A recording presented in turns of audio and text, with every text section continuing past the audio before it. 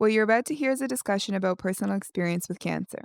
We're not medical professionals, and at no point are we making recommendations for diagnosis, treatment, nor care. All opinions are highly personal as each individual experiences mental and physical side effects of cancer and cancer treatments differently. We're only here to listen, discuss, and break the social taboo of cancer.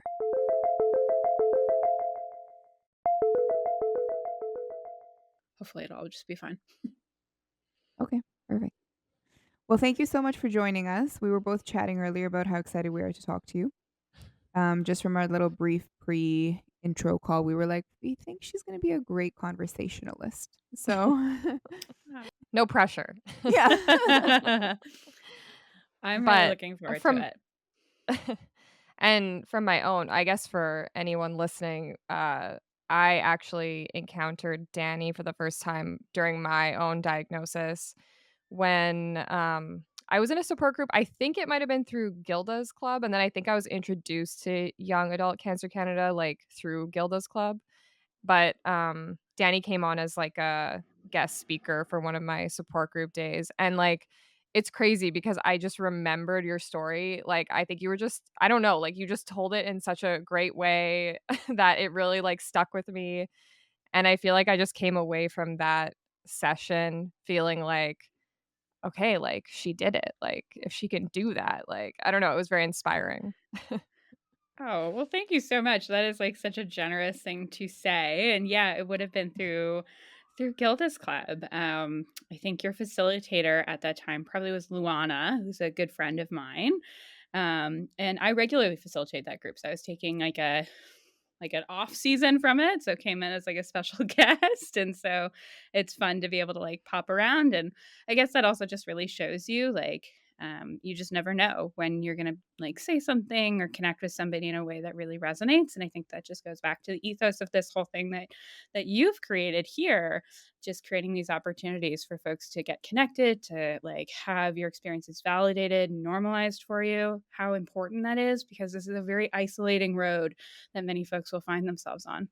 Exactly, exactly, 100%. I was thinking about that earlier today, just like how that it's all just like a trickle down effect, and the more that we can help each other feel seen, I think, even though it's such a these are such unique experiences, is just really important to, like, everyone's longevity going forward. Um, Yeah. but I guess to just, like, jump right in, do you wanna just kind of tell us your history, and your own experience going through cancer? Yeah, that sounds like a good plan. So, my name is Danny. What my like current life looks like is that I work in the world of oncology as a social worker, and I work for an organization called Young Adult Cancer Canada, as well as I continue to work with Gilda's Club and many other organizations in supporting the overall AWA community and cause. But that all kind of started from my own lived experience. So I was diagnosed, it'll be 10 years ago in 12 days, actually, which is kind of wild, with colorectal cancer Wow. when I was 23 years old. And you're currently living in Newfoundland, right? Yes, I am. So I was in Toronto until very recently. So I just moved here to be closer to my colleagues and whatnot in just November. So this is where Yak is based out of, but most of my healthcare experiences and like life experiences have been very much Ontario based. So I was living in Toronto when I was diagnosed, but I did leave Toronto actually upon diagnosis, which is I think often like the opposite path many people take. A lot of people come to Toronto to try and get their best care and whatnot, but I ended up choosing to go back to my childhood bedroom for some extra TLC and support. So my care and treatment was actually all in London, Ontario, and I would travel from a small community called Sarnia, which is I don't know, doesn't have its own full fledged cancer center, and I can talk a little bit about like the experience of actually meeting that smaller cancer center and the decision to move my care elsewhere as well. Like we can get into all the nitty gritty if that is a fun place to travel. Yeah. Yes. Perfect. Yeah, we want to unpack all of that. um, Beautiful. so can you tell us, so you were in Toronto when you got diagnosed. Do you mind walking us through how you got diagnosed? Sure.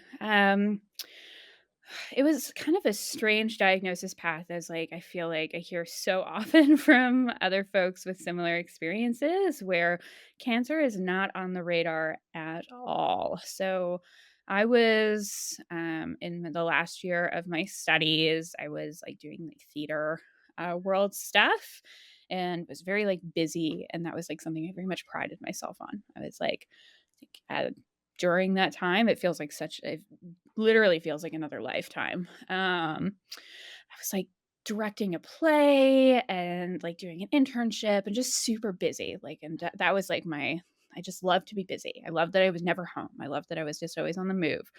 And Mhm. um, I had this like kind of strange accident um, where I had like a very small fall, like a fall that I remember at the time making fun of with my friends. Where I'm like, I'm 23 years old. Like, how did I like take this little tumble and it's just like wrecked me out so bad? I like tripped over a curb and ended up like I think I, like, sprained my ankle in, like, 4 different spots. I ended up needing, like, a cast, and, like, it was just this very, like, overcomplicated thing with, like, not a good Oh, no. story behind it. Like, I tripped over a curb, and for some reason, I have, like, the world's worst sprained ankle, and it's so extra, and I lived, like, in this crappy apartment where I'd have to, like, haul up all these stairs, and I remember I lived near this like subway station that was also like not accessible and would like I had a walking cast that I took a little too like literally as like, oh, I will walk on this cast. And like, you probably should not. You should probably just chill a little bit. But I think this was also like slightly pre Uber as well. So, and not that I would have had even money to like Uber my butt around, but it was just like one of those things where I had this like really prolonged ankle sprain that was so over the top. And at the same time, I was like losing weight really, really rapidly. And I thought, this is because of my cast. Like, this is because I'm sweating it out in a Toronto summer and I'm like just moving around more or differently. Like, oh, shows me I should just be like hitting up the gym differently. Or like maybe I'm like eating less crap because it's like too hard to like walk around and get stuff. I don't know. Like, that was how my brain was connecting those things. Um, and like one of the things that was like prolonging the injury is like I had like inflammation that was just out of control. We actually had to like re-put on my cast, I think twice, because like it would like be choking off circulation to my foot. And the doctor's like, this is all like pretty strange. Like, you shouldn't be like this inflamed from this, Hmm. but it was a fracture clinic. It's just kind of like get in, get out. Like that's how the care looks. And I think I was so preoccupied with this very like physical thing that I was managing that I also wasn't paying attention to some of the other symptoms that were going on. And this is something that I've been a little bit hard on myself on in reflection. Um, because one of the questions that you'll get when folks start investigating like what's going on a little bit deeper once you do have a diagnosis is how long has this been going on? Like, how long have you been feeling this way, or have you been experiencing these things? And I didn't know. And that was something that I felt really, really ashamed about because my symptoms were like things that like you raise your eyebrows at. So the weight loss was major. I think I lost like 60 pounds in 2 months. And like, I've always been a thicker milkshake. Whoa. I will describe myself as affectionately. Um, but like, unintended weight loss is like usually a pretty red flag that something's going on. And this was very unintended. And something that I didn't realize that I was doing because I think I was just I was doing a lot of mental energy to not pay attention to my body, is that I really wasn't eating because when I was eating, it'd be very, very painful. And I was also experiencing like rectal bleeding, which is very glamorous. And I think the way that like I coped with that was just like hoping that it was a one off and it would just go away, right? Like the first time you see it, you're like, ugh, Mhm. like hopefully it's just bad toilet paper, or like hopefully this just stops, and you just keep thinking that until you don't know when it started. And Sorry to cut you off, but I also just think as, like, a 23-year-old person, like, you think you're invincible, like, these things happen and you're just like, like, absolutely. whatever," like, so, like, I just think that, like, you're I don't know, alarm bells are a lot more muted when you're that age, to be fair to yourself. 100%. And I really hadn't had, like, complicated experiences with the healthcare system before truly, like, my ankle thing. I didn't have a family doctor. I was like, and this is so normal for so many people in Canada, period, but, like, I think in particular young adults, I would just kind of, like, use walk-in clinics or use, like, the clinic at school, and so there wasn't really a continuing relationship with any healthcare provider that was tracking or tracing these things either, and so when I did start to be like, "Okay, I should get this checked out," I was going from walk-in clinic to walk-in clinic, where it says very, like, openly on the wall on some, like, crappy printout, like, "1 issue per appointment. We do not give out drugs here. We do not do any of these things here. If you need any actual healthcare, go somewhere else." Like like, that's the vibe. And so I would go and be like, "Hey, I'm, like, in a lot of pain, and I've been losing a lot of weight, like, my clothes don't fit right, like, and I've been having some bleeding," and I'd be given antacid pills, or I'd be told, like, "It's probably, like, stress. It's probably just anxiety and stress." And I'd be like, "Well, that's fair. I'm an anxious girl. Maybe that's what's going on. Who cares? Whatever." Um, until I went home to visit my family, and every summer I would go back and work at this like theater camp that my best friend ran with her mom. It was something I like always look forward to doing, and it was something where you just like work really long, sweaty days, and it'd be a lot of fun and with the kids. And I was just feeling like such shit. Like I was starting to like pass out Mm. throughout the day. Like I would just faint. Um, I literally just wouldn't eat. I was just like, oh, okay. My brain is doing the math that like when I eat, I'm in extreme pain. So the best solve for that is just stop eating. Can I ask, what did it feel like? Like, when you ate, like, what was that pain like? Like, was it in your stomach or, like, where was it? It was intense pressure, and what I would later learn is that I had a mass, in my rectum that was basically blocking off most of my intestine, and so, like, that's a usually a pretty, like, flexible part of your body that, like, moves waste in and out, and it was being really, like, choked off, and I was actually at quite high, chances of bowel obstruction, which is super dangerous because of, like, how much my mass was growing and how it was growing in its shape and its size. So it was kind of a this is like a weird way to describe it, but it's like a donut shaped tumor. It would like line my intestine Mm, like that and was just getting bigger and bigger. And so it was really just intense pressure. And so my mm. body was like giving me signals that it's not safe to eat because it really wasn't. Um, but I didn't really have a plan for what happened next. And so I came home, I think it was like night 1, I had dinner with my family, and then afterwards, I was just in antagonizing pain. I was just in the bathroom for the whole night, pretty much, and my mom was like, "You have to go to the hospital." Like, "What is going on?" And so I went to the hospital, and I have some people-pleasing tendencies as well that I've, like, had to train myself out of through healthcare experiences, but I was just like, "Yeah, I don't know, like, it's just my stomach's feeling weird. It's probably nothing. It's probably not a big deal." And thank goodness I had a really great, like, resident who was, like, young and, like, really eager, and probably now that I know more about the healthcare system, it was probably, like, one of her first weeks, like, in rotation there because it would have been August, and, I'm so glad that I had, like, someone plucky that was, like, willing to go the extra distance that I wasn't advocating for. Um, one of the challenges I was finding when I was in the ED is they wanted a bowel sample, or not a bowel sample, like a stool sample, and I was like, "I can't I can't go to the bathroom." That's one of the things that's Mm. been going on.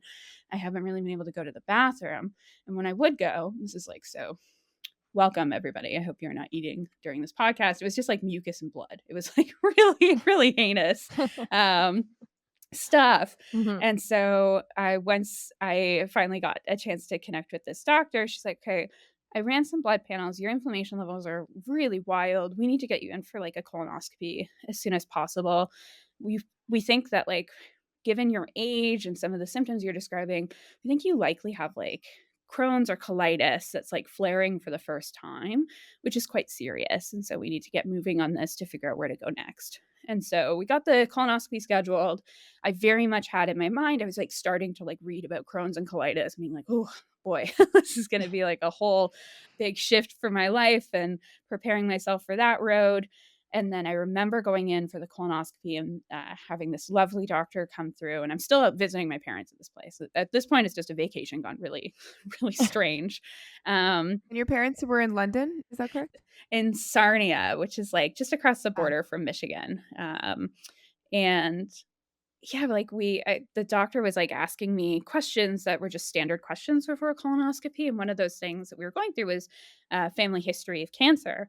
And it was just coming up a lot. Like I was just noticing, I was like, oh yeah, and then this person had cancer, and then yeah, and then I think this person also had cancer, and this person died, and this person, and I think like as I was going through that list, the doctor was like, oh, like she's I think noticed like me getting nervous as I'm talking. Like she's like, oh, I just like these are standard questions I have to ask. I've never seen like a colorectal cancer in anyone your age before, so just don't worry. These are just standard questions we have to ask. We're normally doing this procedure on people that are a fair bit older than you. And I remember going in for the procedure, getting knocked out, and when I came to, the nurse that was, like, helping me come out from everything was actually somebody that I knew through somebody I went to high school with, and she was acting so strange. Before the procedure, we were, like, being really warm and, like, friendly with each other, and she just seemed, like, now kind of, like, distant and, like, distracted, and, like, I was like, "This is kind of the vibe is different. Things have changed." Like, "The doctors really needs to talk to you. We're gonna bring your mom in." And that was something that I've replayed a lot, because I wish we could have done that differently. Um, I think for many people, the assumption is like, "Oh, like, that's your support person, that's who should be there." I kind of wish Mm, that if I'd known I was gonna be getting news or whatnot, just to give me an opportunity to make that decision a little bit more intentionally. Because I love my mom to death, but she has a lot of mm, cancer-related trauma, and I recognize having a support person in the room is super important, but that is somebody that the moment the C word started coming up and we started looking at pictures that she had taken inside of my colon and talking about, okay, now we need to move and get you an MRI right away. We need to consult you for this. We need to run this again. We've taken a biopsy, all of these things happening. I'm not even processing it for like, what does this mean for me? All I can think about is I'm looking at my mom. I'm watching like the color drain out of her face. I'm asking, can you get her a chair to sit on? Can somebody call my dad? She's not going to be safe to drive us home. Like, I wasn't able to like sit with what was happening in that moment because I was so worried about managing the room. And um, I remember at that moment, even though it did take a few more little tests along the way, like the biopsy to come back and the MRI to come back. I remember seeing the images of the mass and being like, "Oh, this is cancer." Like this is what she's mhm, like hinting around that she can't say officially. Um, and so I need to kind of prepare myself for like what this may be and where to go from here. And so at this point, I just extend my stay at my parents' place. We're still just like working up all these tests through the local hospital in Sarnia. And I do learn that I'm diagnosed with cancer and I have a consult with that local team. And I have this conversation that I'm so grateful for with a friend's mom who's a nurse. And I was just like, I just don't know what I'm like. What am I even supposed to ask? Like, what am I going to hear? I don't know anything about this. I don't know anyone that's really had cancer except for people that are a lot older, or I had a conversation with like a great uncle that had colorectal cancer, but he was in his, I think, late 50s when he had been diagnosed. And the things that he was like learning and having questions about were really different from the things I was learning and having questions about. And so she's like, you got to ask about your fertility. You got to ask about this and this. You got to like, we had like a great list of things. And when I went into this appointment, I wasn't getting answers that seemed to make a lot of sense. So I asked about fertility, and the two doctors that I had met with at the time were like, there shouldn't be any risk to your fertility, which felt wrong to me. And then the route that was being suggested was like just a really radical surgery. And maybe I mm. would need chemo, maybe not, but that I'd be left with a permanent colonoscopy. And I remember in that appointment hearing that, like, truly there was nothing else that like could go through my brain from there as like a permanent colonoscopy or sorry, I'm saying colonoscopy. Did I just say that word like several times in a row? I meant Yeah. uh, colectomy Yeah. bag. Yeah. Like, sorry, I'm like a permanent colonoscopy forever. You're just getting Okay. colonoscopy after which is kind of my truth. But no, this I know, I is was like, "What does that they mean?" were Yeah. very fair. Um, no, I like a colectomy bag, which is essentially um where your like stool would go into, and that would be the way that I would like go to the bathroom from then on out.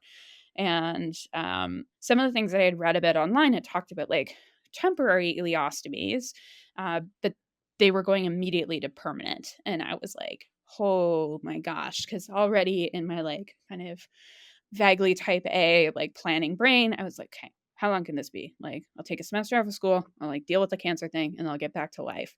And we're already talking about like permanent shifts to everything. And there weren't options and there weren't like things being presented to me. I Yeah. was just kind of told, like, this is the plan. And smaller cancer centers have to present their cases to a larger cancer center to get approval for like, yes, your plan makes sense, go forward. And so they had to meet with the team in London to present their plan for my case. And the same day that they had met with the London team, I got a call from the London Regional Cancer Center saying, we would like to move your care to like our center, and we would like to present some very different options as far as treatment goes to you. And so I think that like helped to show me Oh, wow. already that like how this cancer works in younger people is a very different ball game. And so that started my kind of Yeah. treatment path and journey. That's sorry. That is like I can't imagine taking all of that in so fast, and that is such a, like, insane life change that you are facing as, like, a young girl. Like, I just wanna give a minute for that because that is a lot. Yeah, it was really wild to get this diagnosis at this age, and it was so different from anything I had on my radar. It was like I had nothing to compare it to. And it was all feeling very dreamlike at this point because, again, I had come home planning for a week, and now I'm probably like 3 or 4 weeks into being displaced and just having to like write my bosses back home and be like, hey, yeah, sorry, like health stuff is weird. Like maybe I'll be back soon. I don't really know what's going on. To, okay, here's what's going on. I'm now being treated in this like city that I have no connections to. And it feels like my whole life has just been kind of ripped away in many ways. So I'm not in my like my home that I built anymore. My partner is like back in Toronto. My friends are in Toronto. My life is there. And now I am in my like teenage bedroom, looking at going back and forth to this, like, again, this city I don't really have any connection to save my life because turns out that like I'm dying, which is existentially a pretty big one to wrap my head around. And at this point, I'm still really focused just on this like big change to my body that I think, at least from the initial information I'd been given, there's no way around. And I'm already somebody that's like not super comfortable in my body as a young woman. I am like struggling a bit with like body image and feeling comfortable and feeling like myself and all of those things. And I used to think about this like concept of sexual currency was something I kept returning to, where I was like, I can't afford to have one of these things. Like I do not have like a strong baseline to start from. Many people can have them and thrive, but me in particular, I am the exception, not the rule. I am the person that like no one's going to be able to like look past this to love me. And thank goodness that I've done so much like work on me to get beyond where that thinking was. But Mhm. that's where I was at the time. I was so focused on I have this embarrassing cancer, this cancer that like is forcing me to talk about my rectum and my like bathroom habits and what I eat and how I go to the bathroom and how does it feel and all of these things all of the time. I can't like just say I have cancer. I have to like explain all these other complicated pieces. And I was just so ashamed. And so that is like where I was when I first met with the team in London, is just feeling so deeply ashamed and sad and scared. And I was really thinking at that point that if this team was going to present to me the same thing, I wanted to really understand, okay, if you do this to me, what are my chances of getting through this thing? Because I don't know if, like, if you can't promise me that I'm going to have quality of life, I don't even know if I want to do this. Like, Mhm. uh, and so that was like my brain Mm. going into that appointment. That really breaks my heart because cancer aside, it sounds like some young female toxic self-hatred Oh, going yeah. on. Which is just heartbreaking to begin with, and then to be adding all of this on top of, like, the, like, decade of your life where you learn to, like, be kinder to yourself and, like, grow is just such a tough time frame, and just hearing you talk about it is just very heartbreaking. Um, and I just so before we dive fully into, like, the treatment and all of that, why did Yeah. they call you from London? Why was London the place of choice if you weren't living there, you had no connection to it? What was the reasoning for that? Yeah. This is like just the way the health system was set up at the time. So in Ontario at that time, there were these like regional kind of cancer centers that would connect to all these smaller communities and feed into them. So, Sarnia's closest major city and cancer center is London. And so within, I think they're called like something different, and I can't remember what, but like they're called LINs at the time. And so I think everything would pretty much just go through to this major cancer center there. And I think if I had presented to like a Toronto emergency room, I would have been seeing I think pretty quickly, I would have been either sent to Mount Sinai or Princess Margaret. But because I presented at a smaller center, this was kind of my path. And that was like, this is where we send people. This is the most obvious place to go. And it's something that I've like reflected on a lot over the years as to, oh, should I have just like gotten all of this care and treatment in Toronto? And parts of me is like, yeah, that would have been like really key. But also part of me is like, no, I was pretty young and going through it, and I needed all the help I could get. And thankfully I had like a family that I could like go to that were going to be able to like support me financially during that time. So I was also like a student and doing like my jobs were like all connected to like grant funding. It was like, here's a job that pays you. It's connected to a grant because you're in school. Like, do you have I been paying into EI? No, I have not. Have I been paying into CPP? No. How long does it take to get Ontario disability? Oh, a year? Like it was like, um, I think realistically, going back home was a good decision for me. But I'm really grateful that this team had like larger oversight because coming into this other cancer center and meeting with this other team, they presented me very different information and very different options for my care. And one of the things that they wanted to start with was because of the size and they felt like the aggressive nature of my tumor is that they actually did not want to go to surgery first. They wanted to start treating right away. So they wanted to see if they could shrink it as best possible because they had no idea where their margins would be and how well they could repair things and all of those fun things. And so they wanted to go more aggressive, which meant kind of a maximum dose of radiation before any surgery was done, as well as chemotherapy at the same time. And for me at the time, it was a pill form of chemotherapy, which was great. It was Wow. chill.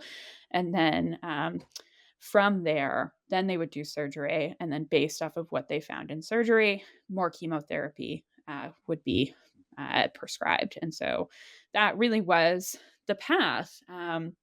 And something else this path opened up for was if your tumor is responding to the radiation, if it responds to the chemotherapy, there's a chance that we'd be able to repair your digestive system at the end, that we'd be able to take this ostomy and make it into something that could maybe be repaired into still a different digestive system than other folks, but like I get to like sit on a toilet and like Mhm, use toilet paper, you know, like mhm. things that like turns out were like really big priorities for me that I had no idea until being faced with not having those things.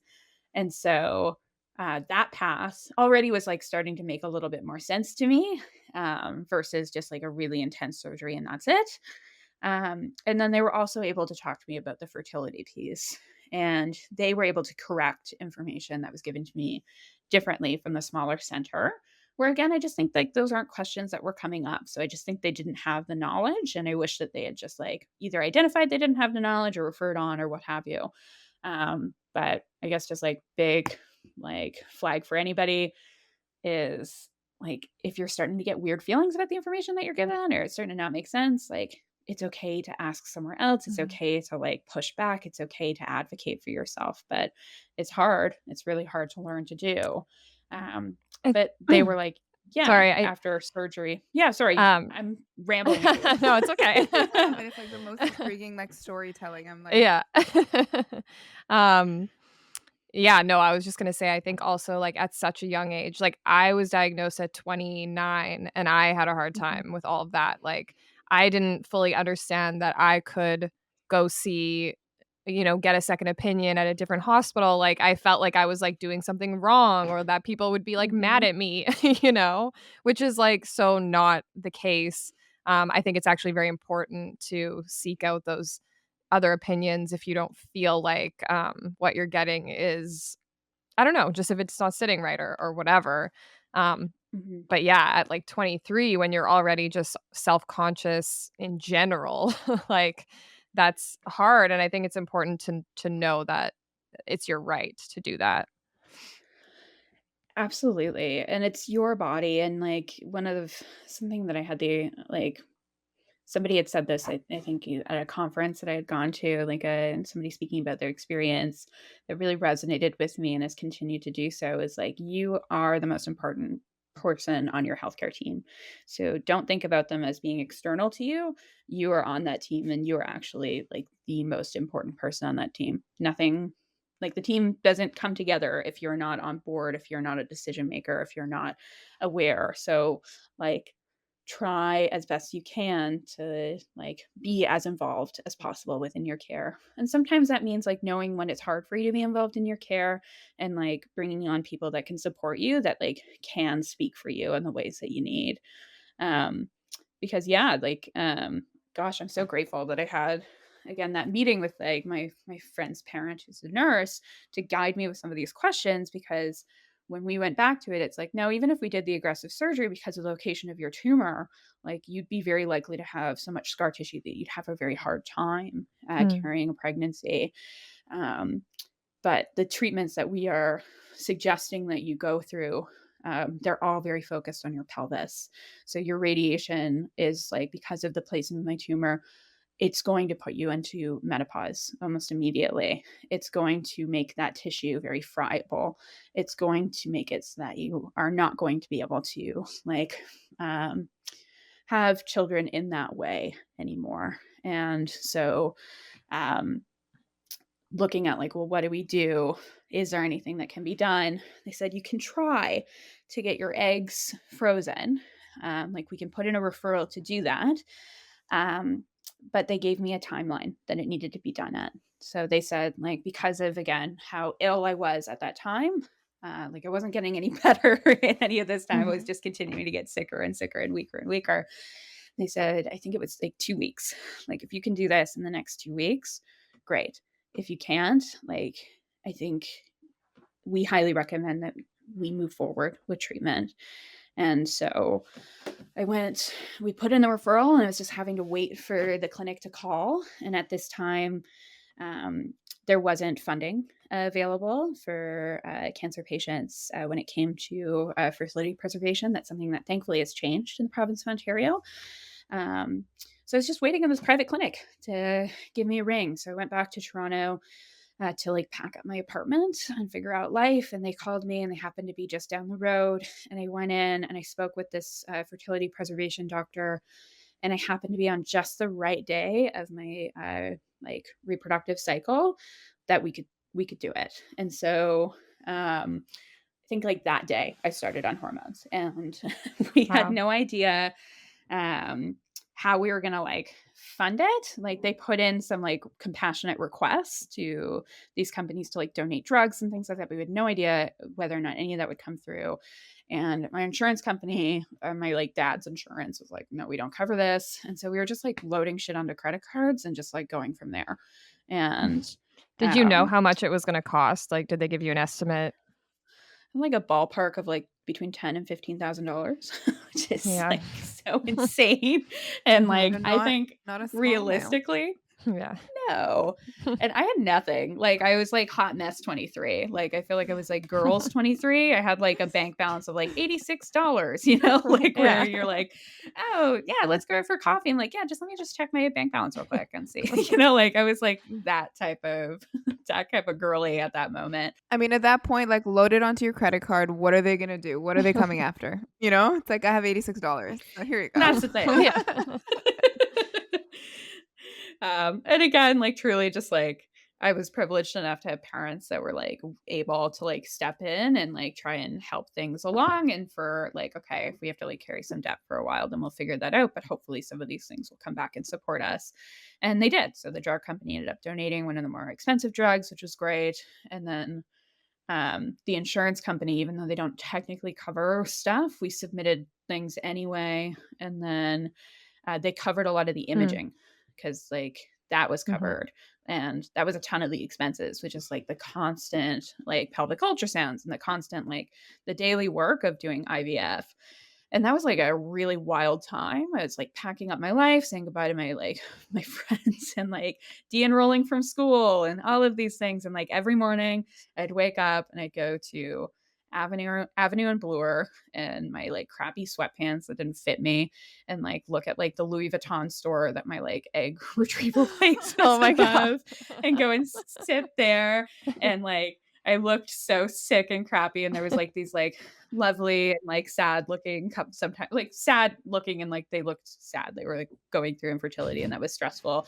Couples in the waiting room at a different stage in life. And then here I am, Yeah. like ragamuffin, like, hey, I'm just yeah, try this card. Okay. Yep. It Cool. worked. Yeah.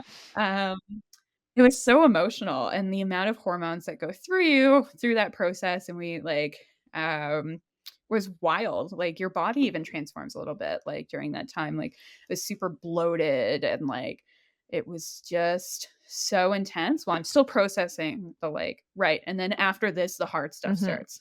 But then now, like the 101 is you have to learn to give yourself injections. You have to like do all of this stuff just in Mhm. case, just if like maybe this is something you want to do. And like I said, my partner was with me and we're still together through all of this, but we were newer in our relationship at that time and really intense questions. And again, like we were at that time talking about like maybe we should move in because it would be cheaper in Mhm. the city to like they're saying that things might have a better chance if they're fertilized. Like, I'm like, I don't want to ask him if, like, I actually don't know if this is who I want to have Yeah. children with. Like, I have no idea. I broke up with him at one point during those 2 weeks. So it's like, you're not going to want to do this. Like, like, it was like, I was such an emotional mess. And that was just like the starting gates. And then I think I had like, so I did the egg retrieval and I got a decent amount of eggs out. And I think the next day I moved back to Sarnia. Like my apartment was empty and it was like, okay, here we go, treatment. And so that's where that next went How to. was your just speaking of your partner, how did they, like, take everything? I guess, how were they dealing with everything throughout this initial phase? I think it was really intense for him as well. And I think for me, being where I was at the time and the amount of like insecurity I had in myself and just in like my own confidence that like am I lovable and all this stuff, I was deciding a lot for him what he could and could not handle, which really wasn't fair. So that was like part of like the breakup piece where it's like, no, you want somebody that's going to be fun and that's going to be healthy and it's going to be able to give you all these things. So like let me just make the decision easier for you. And what I didn't also really consider at that time is how painful those actions that I took would be for him, right? Where it's like, this person doesn't believe me when I tell them that I love them. This person doesn't believe me when I say that I'm going to figure this out. And so I just didn't have that trust. And so I think for a while it was all so surreal. And he was also just planning on going back to school that year. And so it was like September, and he had put off going back to school for a while. And so it was like, okay, should he come back with me to Sarnia and support me? Or like, should he like go to like, this was something we'd been building towards. I'd been really encouraging him to do. I don't want him to not do this. And so it was just a mess of like, well, what are we supposed to do? Because the roadmap isn't there Mhm. anymore. And yeah, that was just like, it was just really hard, and I think just really surreal on both of us. And so we ended up doing long distance through treatment, which was not what our relationship was. And so that had a transition in and of itself. Um, and it just felt so strange, and so much was happening for me and to me in short periods of time, um, that he would just have to like catch up with, or like be witness to at a distance. And I think sometimes like there'd be resentment on my side. It's like, I want you to do this, but I also wish you were here. And all of the like, it's just complicated, messy, like, and angry a lot. That was like probably my number one feeling at the time. I was so fucking angry with everything. Um, and I think I was probably a really tough person to be around too. So I'm very grateful that um, he was able to be there, but I couldn't have faulted him either, because I was truly giving a million signals to be like, don't be here. Because that was just how I coped. I was like, I need to like, I wanted to cocoon. I Mhm. wanted to like, okay, if I have to be divorced from my life anyway, I wish I was just like in a cabin by myself, getting this over with for 2 years, and I can like reemerge into the world.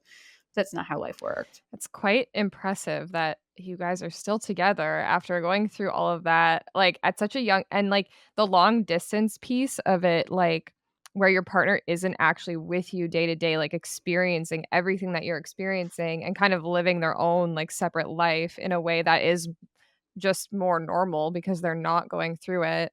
I mean, obviously, I'm sure the emotional toll was difficult on his end, but, like, that is wild to come through.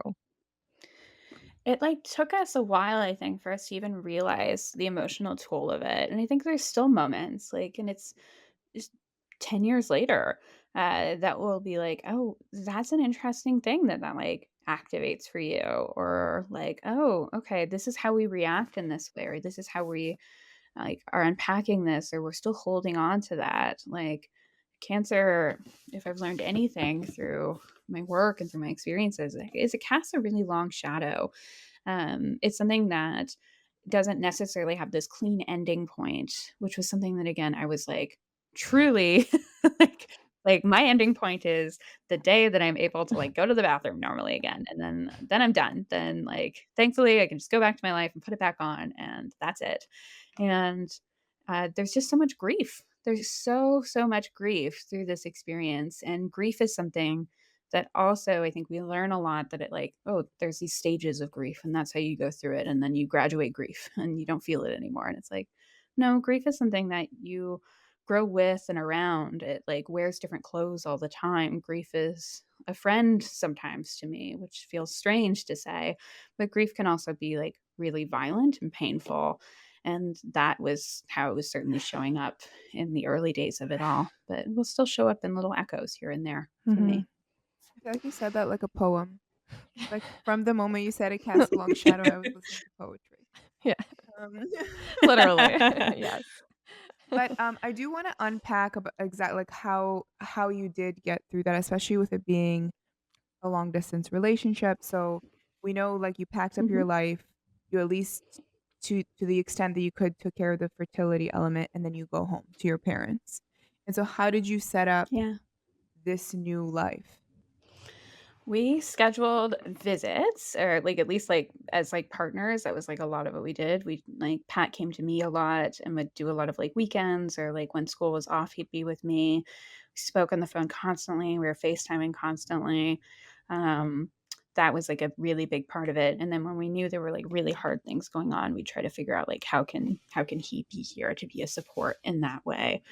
And so it took a lot of like work and displacement, but that was really essential. And for the first part of my treatment, um, it was everyday radiation. And so I lived far enough from the cancer center where they would actually put me up at a local hotel.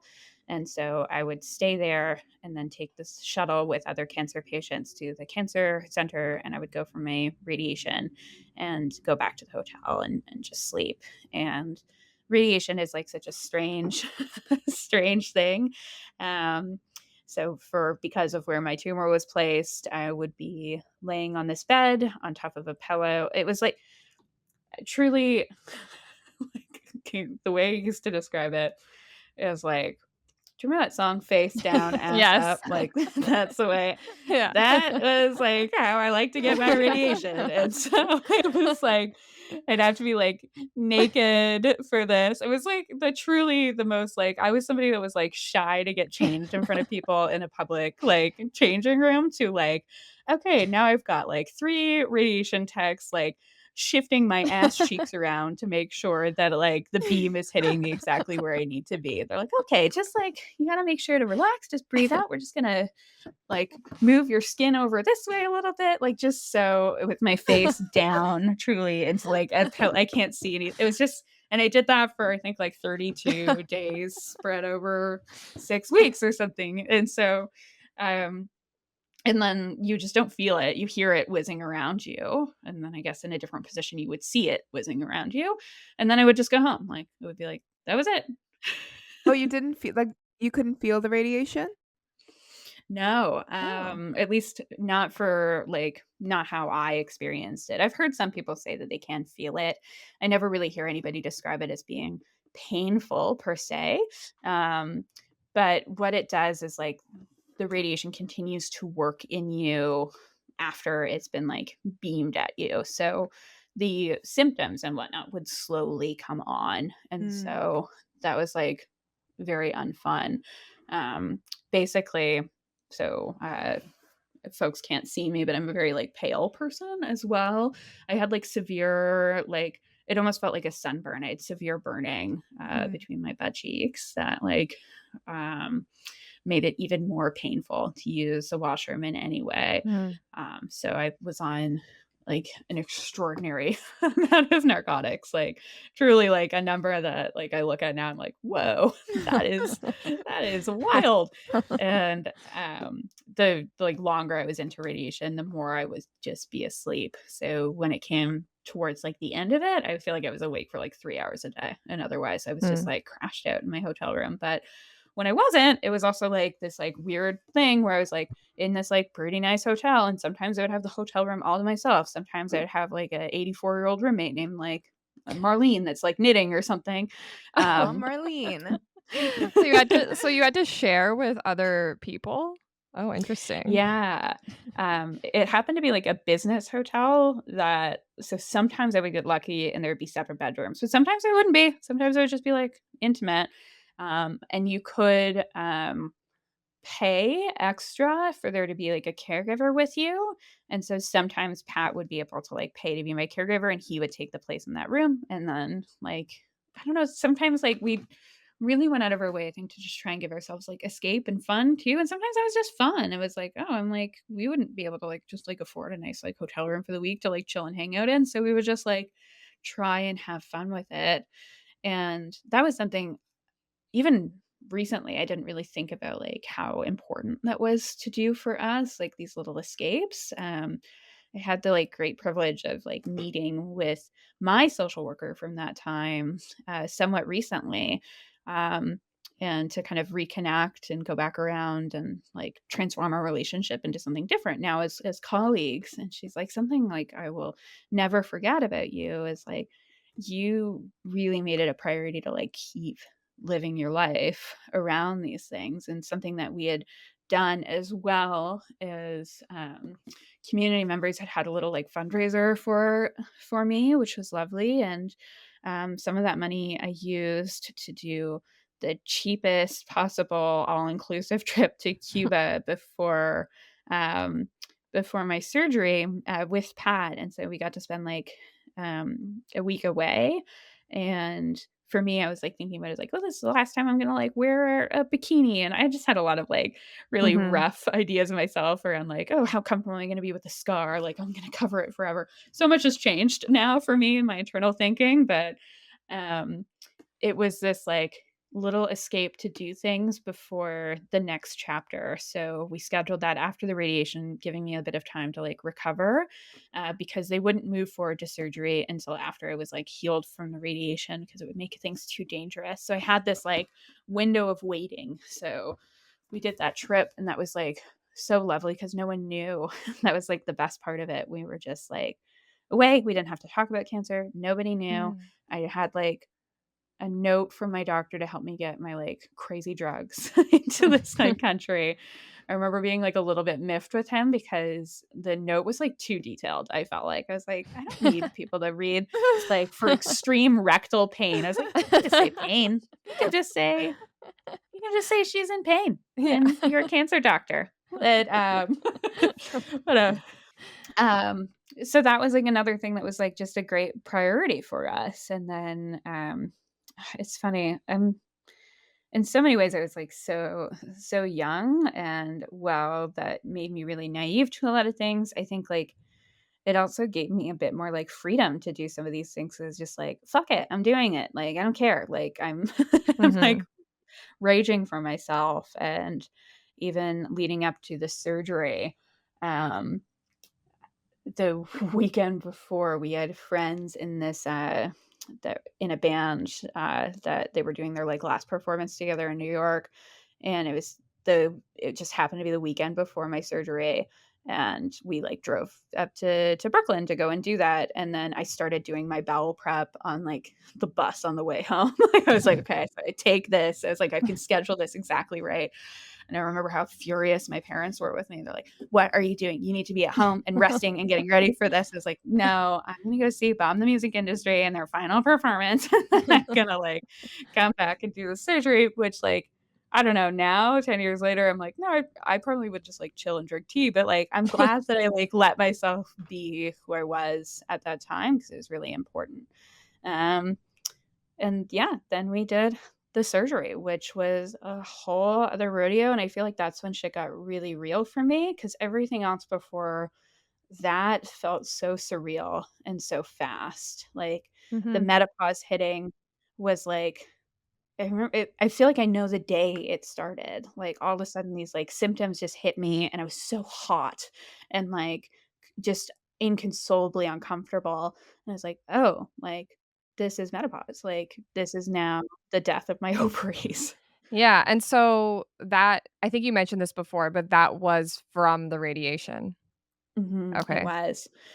Um, we had because of just the how quick everything was, um some folks are able to move their ovaries out of the radiation field, which is something that we were talking about doing, like a small surgery before the radiation starts to actually just like take them and like lift them up and out of the way, which is Whoa. wild that you can do that. Yeah, what? um, so I had this consult with this incredibly lovely surgeon that I remember was like, it's funny, he comes back into play like again close to 10 years later, but this lovely gentleman that was so trauma informed and so great and just let me bawl through this appointment where he is trying to talk to me about like moving my ovaries.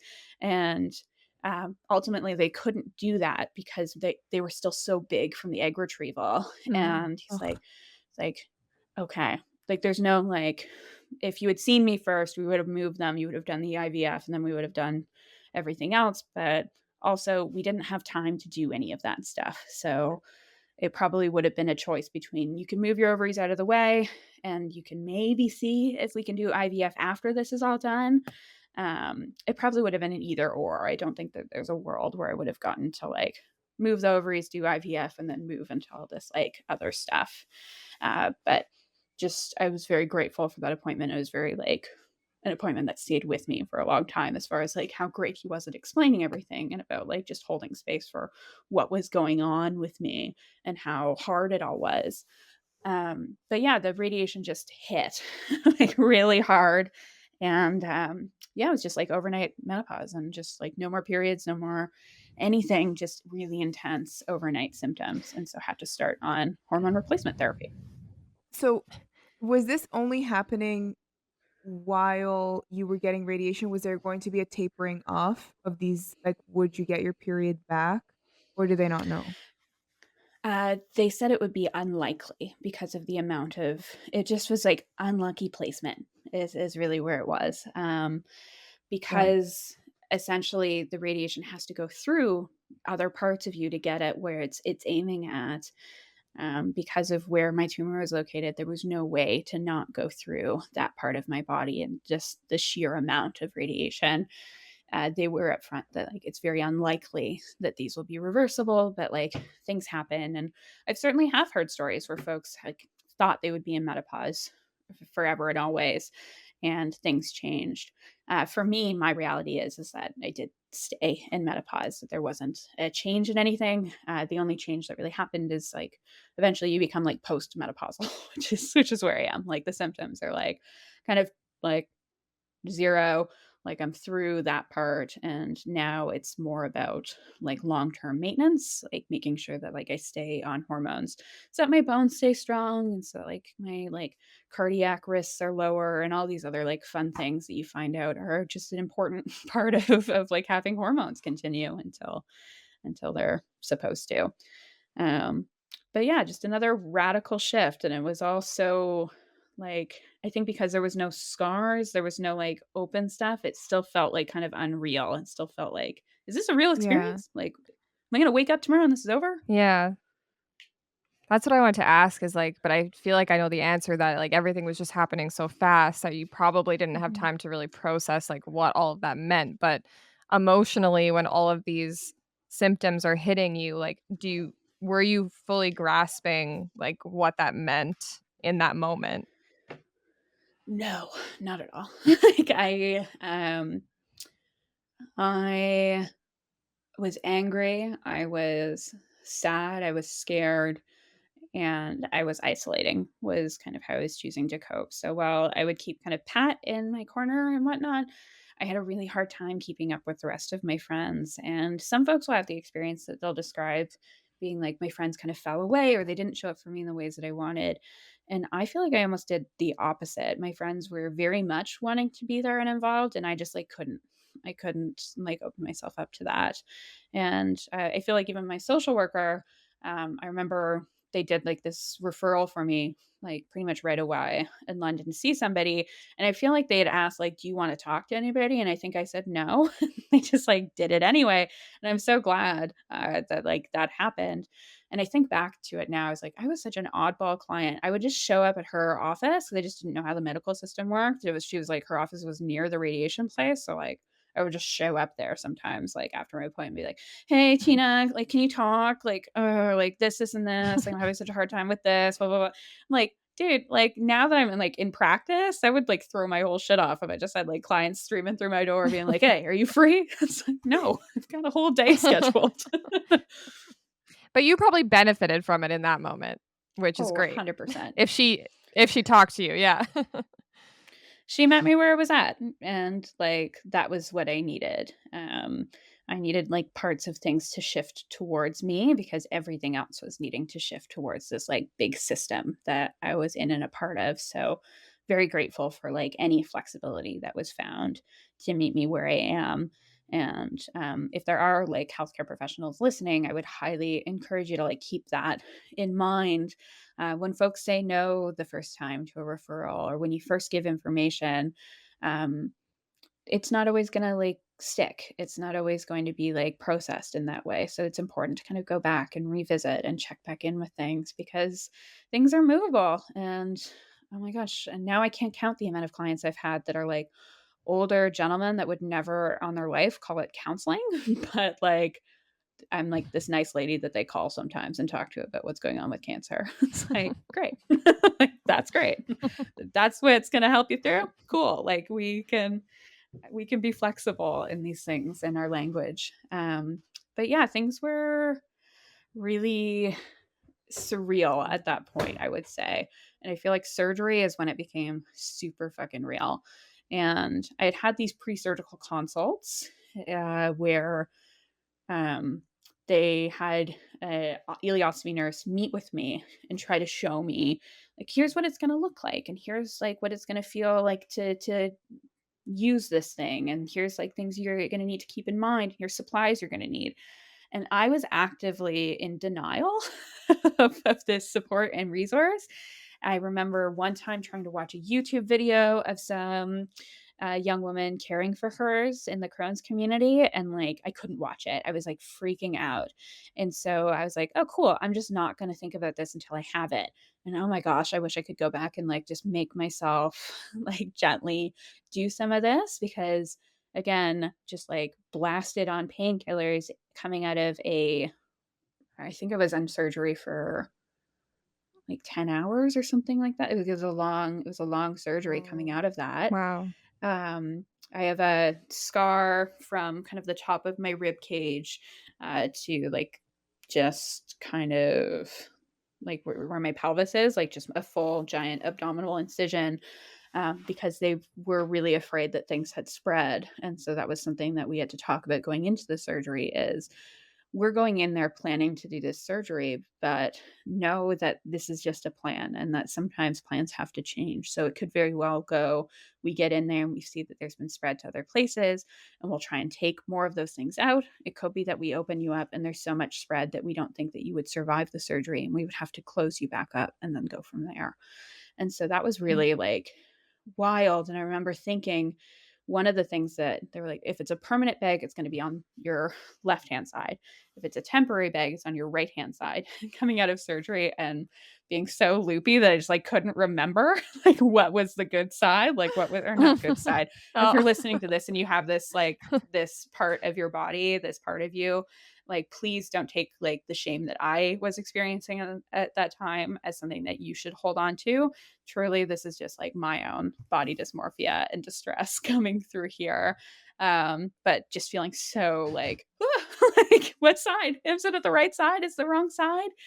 And being so overwhelmed. And I look at pictures for myself and I looked like I had so much fluid, like all over me from like the amount, like, I don't know, you're just like so swollen and like puffed up and strange looking and hooked up all these machines. And I remember that night, I was in a ward room. So you share with several people, and it's a very big, overloaded hospital. So it was also like a co ed room. So I wasn't like an all female room. I was with 4 other people on a GI floor, and it was my first time being admitted to hospital at this point too, so I'd never stayed overnight really in a hospital since I was, like, super little, and, there was, like, a woman crying out a lot beside me. She, I think, had, like, dementia and was very confused, and I found that really distressing, and I didn't understand how few nurses that there were on a floor, especially at night. My family was, like, sleeping because they thought I was just gonna be sleeping through the night, so they weren't there. And the woman in the bed across from me died during that night. And just that was so like totally surreal. And Oh, just there's only so much privacy between you and a curtain. And like recognizing like this is where I am. This is so fucking real now. Like this is so real.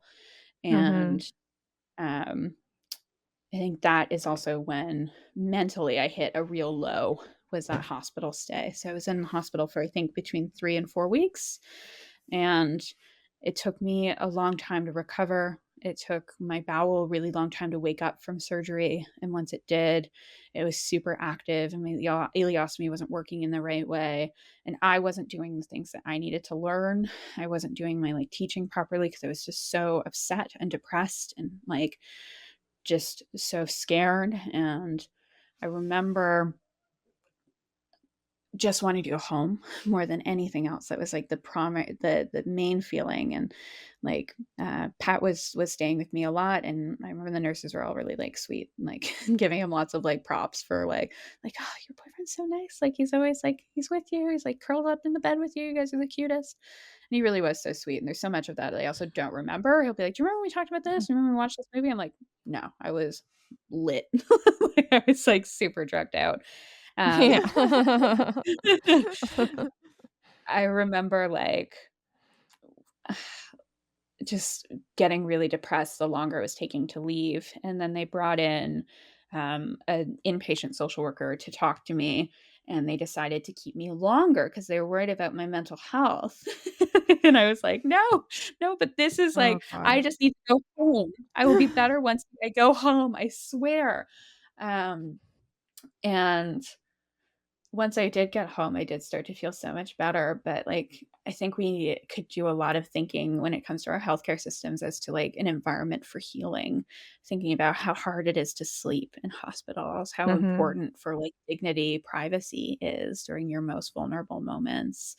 Um, I'm really, like now when because I've done surgery since, I'm super focused on, like, anything I can do that's gonna, like, get me out of there. If that's gonna, like, okay, if you're telling me that if I walk every day, I'm gonna, like, get to discharge faster, I'm doing it, baby. Like, get me the hell out of here. Because I did start to heal a lot Yeah. faster once I changed environments. Yeah, and it is like a sad reality, I guess, that we all face right now is that they aren't. It's just kind of like a weirdly decorated, cold environment where other people are in pain and you're surrounded by that, especially if you don't have any privacy and you're in a room of like 4 other people. That's wild.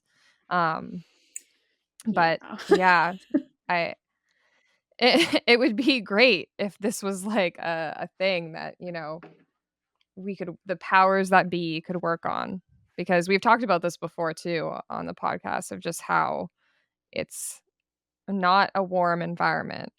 But even just having the wherewithal to put people that are kind of in a similar, like, stage of whatever they're dealing with, because for you to be with somebody who had dementia is already stressful, and then to put you beside somebody who might, like, die that night, it just feels like that could have been thought out better even if they had less space, you know? Absolutely. Yeah, and I have a few details I wanna ask, and feel free to stop me if you don't wanna go through any of this. But I wanted to know more about the surgery. They let you know prior to you going into surgery that plans might change, they might have to take out different parts. So what did they end up doing? Like, what does that surgery entail, and what did they end up doing? Yeah, they got in there and they were fairly confident that, like, um, the radiation had really been effective. So the tumor was, like, way smaller than it looked on initial Oh, imaging, good. which is great news. Um, so they were able to, like, do the ileostomy, the version that, like, they're hoping would be temporary. They didn't have to remove any other organs at that point. Um, I had what's called a bowel resection. So for me, they removed pretty much most of my rectum and a bit more of my descending colon. And then what they do to help things heal, because that's an area that's rife with bacteria, right? It's like really high chance of infection. They take your small intestine and they do a cut there as well. So you actually have like just a part of your bowel that's kind of like just chilling, just like freewheeling Hmm. for a while. And they let that heal. And then um, they bring your small intestine out, and that is what goes into the ileostomy. So like I Mm. actually had a piece of my small intestine that I could touch, like it's stitched really to like your exterior skin, and that's what you put your device over top of. And you Oh, don't really wow. feel it because you don't have like nerve endings in that part of your bowel, so like it didn't like hurt to touch it or anything like that, but it also like you don't really feel it. And so it would be regularly like doing stuff that I'd be like, oh my God, like it's like I'm like shitting right now and I'm like unaware of it. Like it's just like it's becomes like it's like it felt very disembodied for me. And it was really, I think, a tough switch because something that I really valued in that first chapter of my treatment was any moments of escape, any moments of like, cool, I'm not thinking about this right now, or I don't have to tell anybody, nobody has to know. I forgot for a moment what was going on to I have this tangible thing that I have to kind of deal and learn all of the time, that's active all of the time. Um, and it's reminding me of what's going on. It's reminding me of how real this all is. And I think that like that embodiment of my experience um, became a real challenge for me mentally. And so uh, as tough as like the first part all was, the next part of having this device and having to deal with it and having to care for it and adjust a huge part of like what you do on the daily um, was really, really tough. They're also wildly expensive. Like ileostomy products are like, I think it was without insurance touching anything, it was like between $500 and $800 worth of supplies every month, which is fucking nuts. Please tell me insurance would cover that though, because you clearly need it. So they didn't. In what um, world would that be justified? Like, that is clearly not like an accessory that you're choosing to purchase. No clue. My dad's insurance company was like, "No, we're not touching that." So we would submit things and be like, "What?" And then or they'd do just some of it, and then some of it they'd be like, "That's not essential." And it's like, "No, like that type of adhesive is essential because I'm turns out I'm allergic to this other one that's like cheaper." Or like just like there are so many different parts of the device. Like it's a very complicated little system that you need to get set up. And the first setup I had that at home didn't work. It would like blow up all the time and leak. And I just didn't feel comfortable leaving my house and was so isolating. And thankfully, I eventually met with another nurse that had one herself. And she like kind of like expanded this whole world of like, oh, okay, here's how we can like build this up around here to stop leaks. And here's this is going to be way Mhm. less irritating to your skin and to try all of these different like pieces. But again, this was something that I just like had no experience with and had to drop Mhm. into. And there's this funny thing that like later I did some research on this like area, and somebody had written this paper around like the psychological adaptation to devices like this, and that folks that get permanent devices actually adapt a lot faster to them psychologically because like you're able to be like this is my reality, like I kind of need to like learn to adjust. And because I was having a really hard time living in the moment, um all I could think about was like, well, in 9 months, I'm not going to have to deal with this anymore. So I don't want to learn how to do this. I don't want to figure this out. I just like, I was very like rejecting of it all. And in some ways, I wish I had made a little bit more room for myself to be like, well, what if they can't? Like, what if they can't reconnect you? Or like, what if you just want to feel comfortable for the next 9 months? Like, what if that's a road that's important? Um, but yeah, that was just how I coped at the time. I know you said there was a couple specific things that they were telling you to do in order to make yourself more comfortable or to, like, understand how to use this new device, and that you were not really willing to or capable, like, mentally of doing it while you were in the hospital. What were some of those things? I wish I had done more like of the patient education side, like truly like making myself learn and practice. I wish I had done I wish I'd had some more folks talk to me about like the after of it all too, that like when you do get your bowel eventually reconnected at the end, that it's not like an overnight fix, that it's still really hard, that there's a lot of like relearning your body has to do, that it's not just like a oh, got through that, now you're done, now you're good. Um because I think that would have been helpful for me. But I think the most helpful piece, honestly, was connecting with somebody else that had that lived experience, that like was there, that was like, oh no, here's how you do this, here's how you adapt, here's how this goes. Because it just like normalized it for me in a really big way. It made it a lot more human. And I think like that was something that I wish I'd had a bit earlier. And at the same time, I think it was always gonna be hard. I think, like, sometimes the expectation that, like, sometimes we just move through everything with grace, and then it's not all that tough, and you can just figure it out. That's a tough one to put on yourself. Sometimes, like, stuff sucks, and you rage at it, and, like, you wish that you'd been maybe a little bit more gentle with yourself or others, but, like, that's just, like, the best way I knew how to cope at that time, and yeah, so I Mhm. I have a lot of, like, gentleness, I think, for like who I was at that time and how challenging I think I was as a patient. Um, but yeah, like that surgical piece was really, really tough.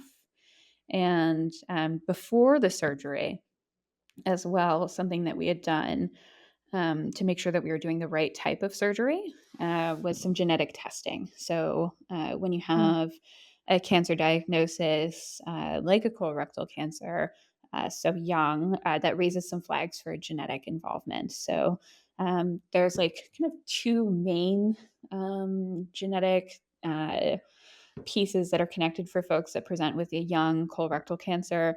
And they tested me for those things. And it came back, at least in my blood work, as a non result, um, like that there wasn't a genetic connection. And when they tested my tumor as well, it didn't come back as a genetically linked tumor. And what I was told at the time from the genetic counselors is the family history is pretty strong still, and we're still learning all of these things. We don't know everything. And so please try and come back when you can. Um, like every 5 years, you should try and get retested because we're learning new things about like the human genome all the time. And I actually took that seriously and I had my genetics redone. Um, oh, it was like right at the beginning of 2020. And I remember meeting with the genetic counselor at the time, being like, "Yeah, I'm just like mostly doing this to like cross off my boxes, blah blah blah." She's like, "Yeah, we haven't like learned anything super new, so probably it's going to come back as nothing, but yeah, worth doing." And it came back this time as something called I have Lynch syndrome. So this time it did come back. I just have a rare Oh. subvariant of it that at that moment Ontario Health wasn't testing for. They were testing for two other types of it. Um, and so I have a type of Lynch called PMS2, which is less likely to cause cancers, which is part of why they they don't test for it as much. But I'm just Mm. a lucky girly, and how it showed up in me. Yeah. But thankfully, that's allowed with that new information. My family to all get like tested in different ways, and so now we know like who's at higher risk, and they can take care of themselves appropriately and like do the risk management that that information allows us to do. And then I'm also able to do risk management in a different way because I at that point I had also just been like, great, I'm 5 years post treatment. I don't really have to do much anymore, and now I'm like continued in like the cancer surveillance realm until forever, I think. But yeah, that's just a jump to the future. But I do have a Lynch positive type cancer. So the change is now you're just actively, like, testing more, is that what you mean? Yeah, and I am also predisposed to some other different types of cancer. So we are also like actively screening and doing things for those types of cancers as well. Especially given that even though I'm considered to have a lower risk Lynch because it hasn't necessarily acted that way, we're treating it a little bit more like the types of Lynch that are more aggressive often when it comes to Mhm. cancer pieces. And so, one of the things and this is like, again, a shift to really last summer when a lot of this stuff was going on for me, um, a shift of care. I now have like a gynecological oncologist that follows me, even though I'm in menopause and even though like those parts of my body were really changed from radiation. So they were really small, like it shrunk them all. Like the tissue actually like gets like smaller and atrophies and whatnot.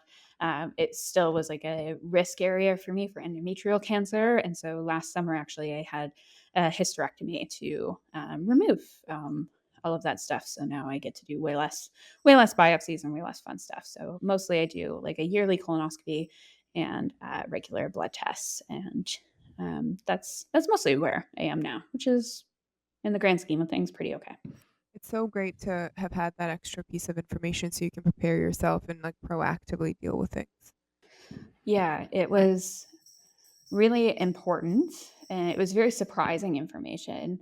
And I've never really been somebody that's like been searching for like the why of it all. Like, I think, um, oh, that can be like a road that is really important to people. And it's very existentially distressing. But I think like at the end of the day, there's like nothing information wise that I was going to learn that was going to be like, ah, good. Now I feel settled with the fact that like, oh, at least I have this genetic thing that like explains why this happens. It's like, no, at the end of the day, like it sucks. It's mostly just shit luck. I didn't really do anything to Mhm. cause this. It was just cells behaving in a way that they shouldn't have. Yeah, that's kind of how I, always thought about mine too, as, like, I feel like I mean, everyone deals with it differently, but I feel like kind of the rhetoric, I guess, that, like, I had heard a lot before I was diagnosed was, like, "Fuck cancer," like, just kind of, like, angry, like, it's like an enemy. But when I was diagnosed, I feel like my immediate reaction naturally to it was just that my body is just confused. Like, there's no ill will. It's not, like, doing this to me on purpose. I just have little cells that are just, like, confused and doing the wrong thing, And I feel like that kind of helped me get through it in a way where I was still, like, thinking about my body positively and having a, like, loving relationship with it as opposed to feeling like, anger towards it, I guess. Yeah, like that was a big part of some of the work I needed to do for myself too, is like look at the language I was using when it came to cancer in my body. And I was noticing that like I would think about, oh, my body betrayed me. I was really linking my cancer and my body are the same thing. And that was something I needed to narratively untangle for myself to be like, actually, my body's on my team.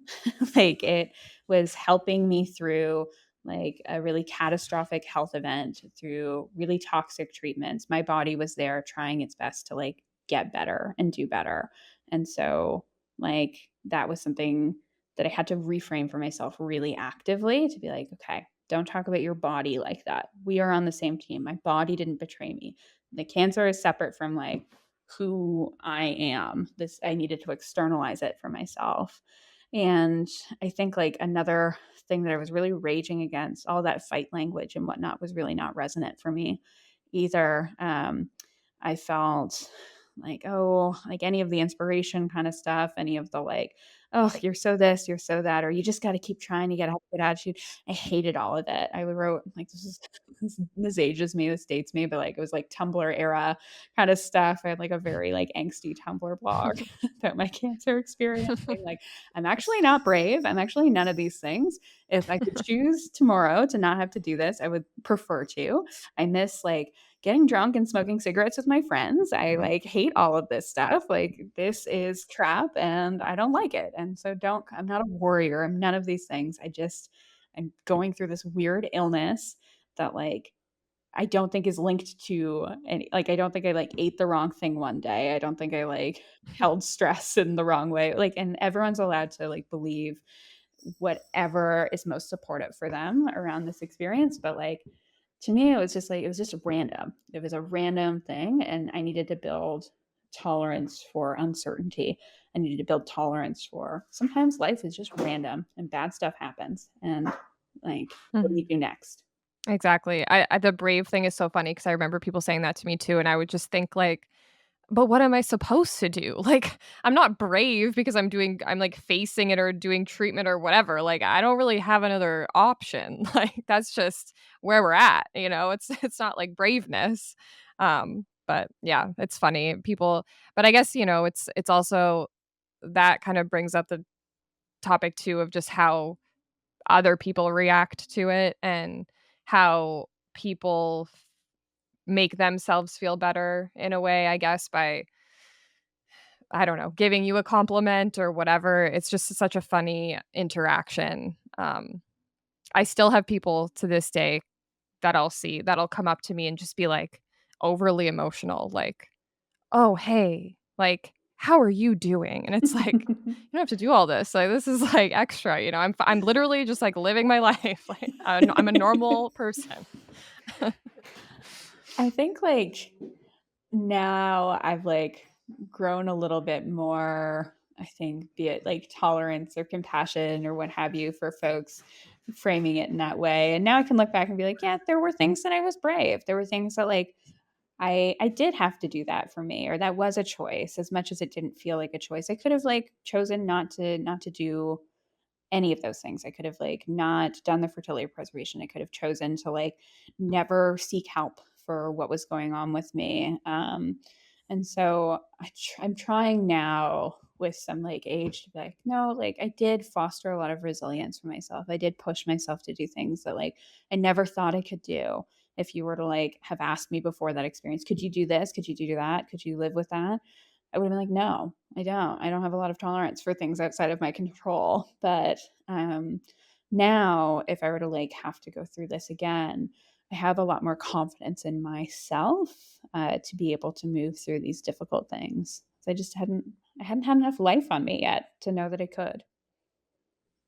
I mean, you were so young, like, you were just starting to even begin to understand what adulthood might be. Yeah, my brain was not fully developed. Like, Yeah. Yeah.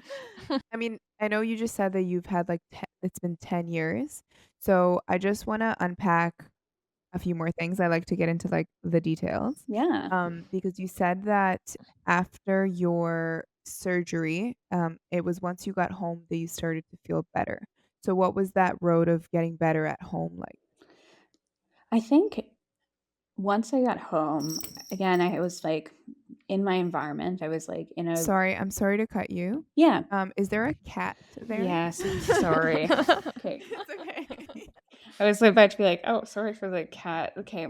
I feel like I'm the most chaotic guest. I'm so It's sorry. just a little bell, but I don't want it to just take away Okay, from here, what I'm you're going to take saying. off your thing. Yeah, I think just being back in my own environment, being able to like um wear things that were more comfortable, being able to like eat things I was more comfortable with. I was able to like just have privacy, I think was the main thing. And even like, it's funny if I think about it's like go back to like 23-year-old me and be like, do you ever feel like you had privacy living with your parents again? No, no, never. But like, no, definitely had way more privacy to just like cope and grieve a little bit more and to be like, hey, I just want to like privately cry this out for a minute without it being like, hey, like, are you okay? Is everything good? And it's like, no, I just need a minute. Um, so that was really helpful. And then there also became this track of like, here's what's happening next. So because I had a little bit more information from my tumor, I was now able to get properly staged. So I was at a stage 3C, I believe. Um, which meant that there was like some spread into a number of my lymph nodes.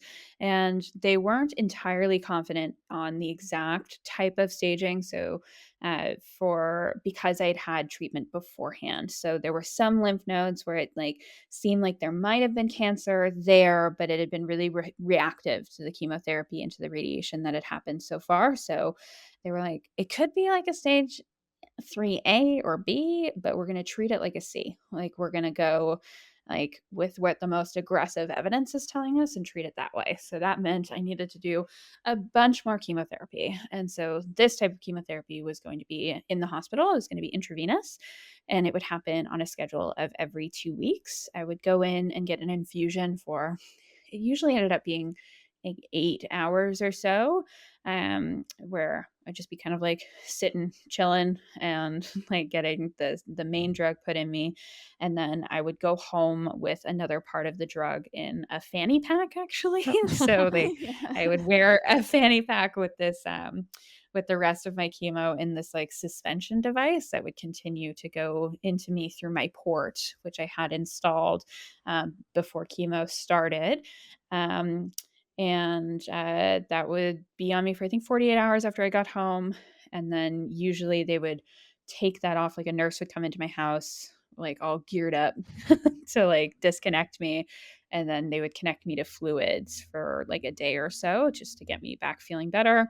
And um, I feel like I usually had the week in between treatments. So like treatment week, I would feel like shit and like not feel very good. And like that would get progressively worse with each one. It felt more and more intense. But usually I could rely on the next week that, like, okay, I should be feeling a bit better. So that was like where I would try as best I could to just like schedule things that would feel good for me. So I would like come to Toronto to like visit my friends and like this like, I remember at the time feeling so embarrassed wearing a mask on the subway. And, like, now that's all totally different, but I remember at the time being like, "Oh, I'm so weird. I'm like the weird girl in the mask, but, like, I don't want chemo to get bumped because I get sick." Mhm. Um, or we do little, like, day trips, or I was also, like, very, like, trying as best I could to, like, keep engaged with things that I loved. So I started doing stand-up. I started doing stand-up when I was doing radiation, so I'd, like, be writing and performing. I, like, auditioned for plays, and I remember being so salty when I, like, didn't get the part in, like, a Les Mis production that, like, Theater Sarnia was doing of, like I was like, A, I would crush it. I already, like, have, like, short cropped hair, for for this scene. I already look like I'm, like, not eating. I'm like, "I'm great for this." I'm like, "Of course they didn't cast me." I was, like, in chemo every 2 weeks. It was like, "What? No." Like, I appreciate the healthy delusion, though. Love it. I can't believe you were doing stand-up. That's so fun. Had you done stand-up before? no, I'd done Wow. a weekend writing intensive at Comedy Bar a few months before my diagnosis, and, I hadn't really gotten the balls to, like, get up on stage and do anything, so, I'd done, like, improv and, like, that kinda thing before, but I had never actually done stand-up, and then I think, like, the fear of dying would like, was like, "Okay, I wanna try this," and so, um, I did a lot of stand up about the experience of, like, having cancer, and so, like, some of it is, like, still online in places, some of it, like, I, like, wish wasn't online, but also, like, it's just a snapshot of that moment, and I was really coping a lot through humor. I think because the shame was so heavy, I was like, "I need to, like, I I can't. I, like, can't as much as I can, like, try to trick myself into, like, not feeling ashamed about talking about these things, about feeling these things, I need to just drag them into the open, and I'm gonna make other people uncomfortable, and I'm gonna be doing, like, stand up about, like, having rectal cancer and, like, never being able to have anal in my life, while people are, like, eating, like, calamari, and, like, they're like I don't know. I think I just found it, like, my reaction to feeling so profoundly uncomfortable in my life is like, I don't want anyone else to feel comfortable about what's going on with me. I'm dragging it out. I'm dragging it out there. And so that was like a huge part of I think my coping was like I need to be able to laugh at this. I need to be able to like if I'm somebody that like for a time was just like gosh during radiation I was just like constantly shitting myself. I was like I need to be able to laugh at this or else I am going to like I am not going to be safe. And so that was just a lot of how I took as much power back as I could.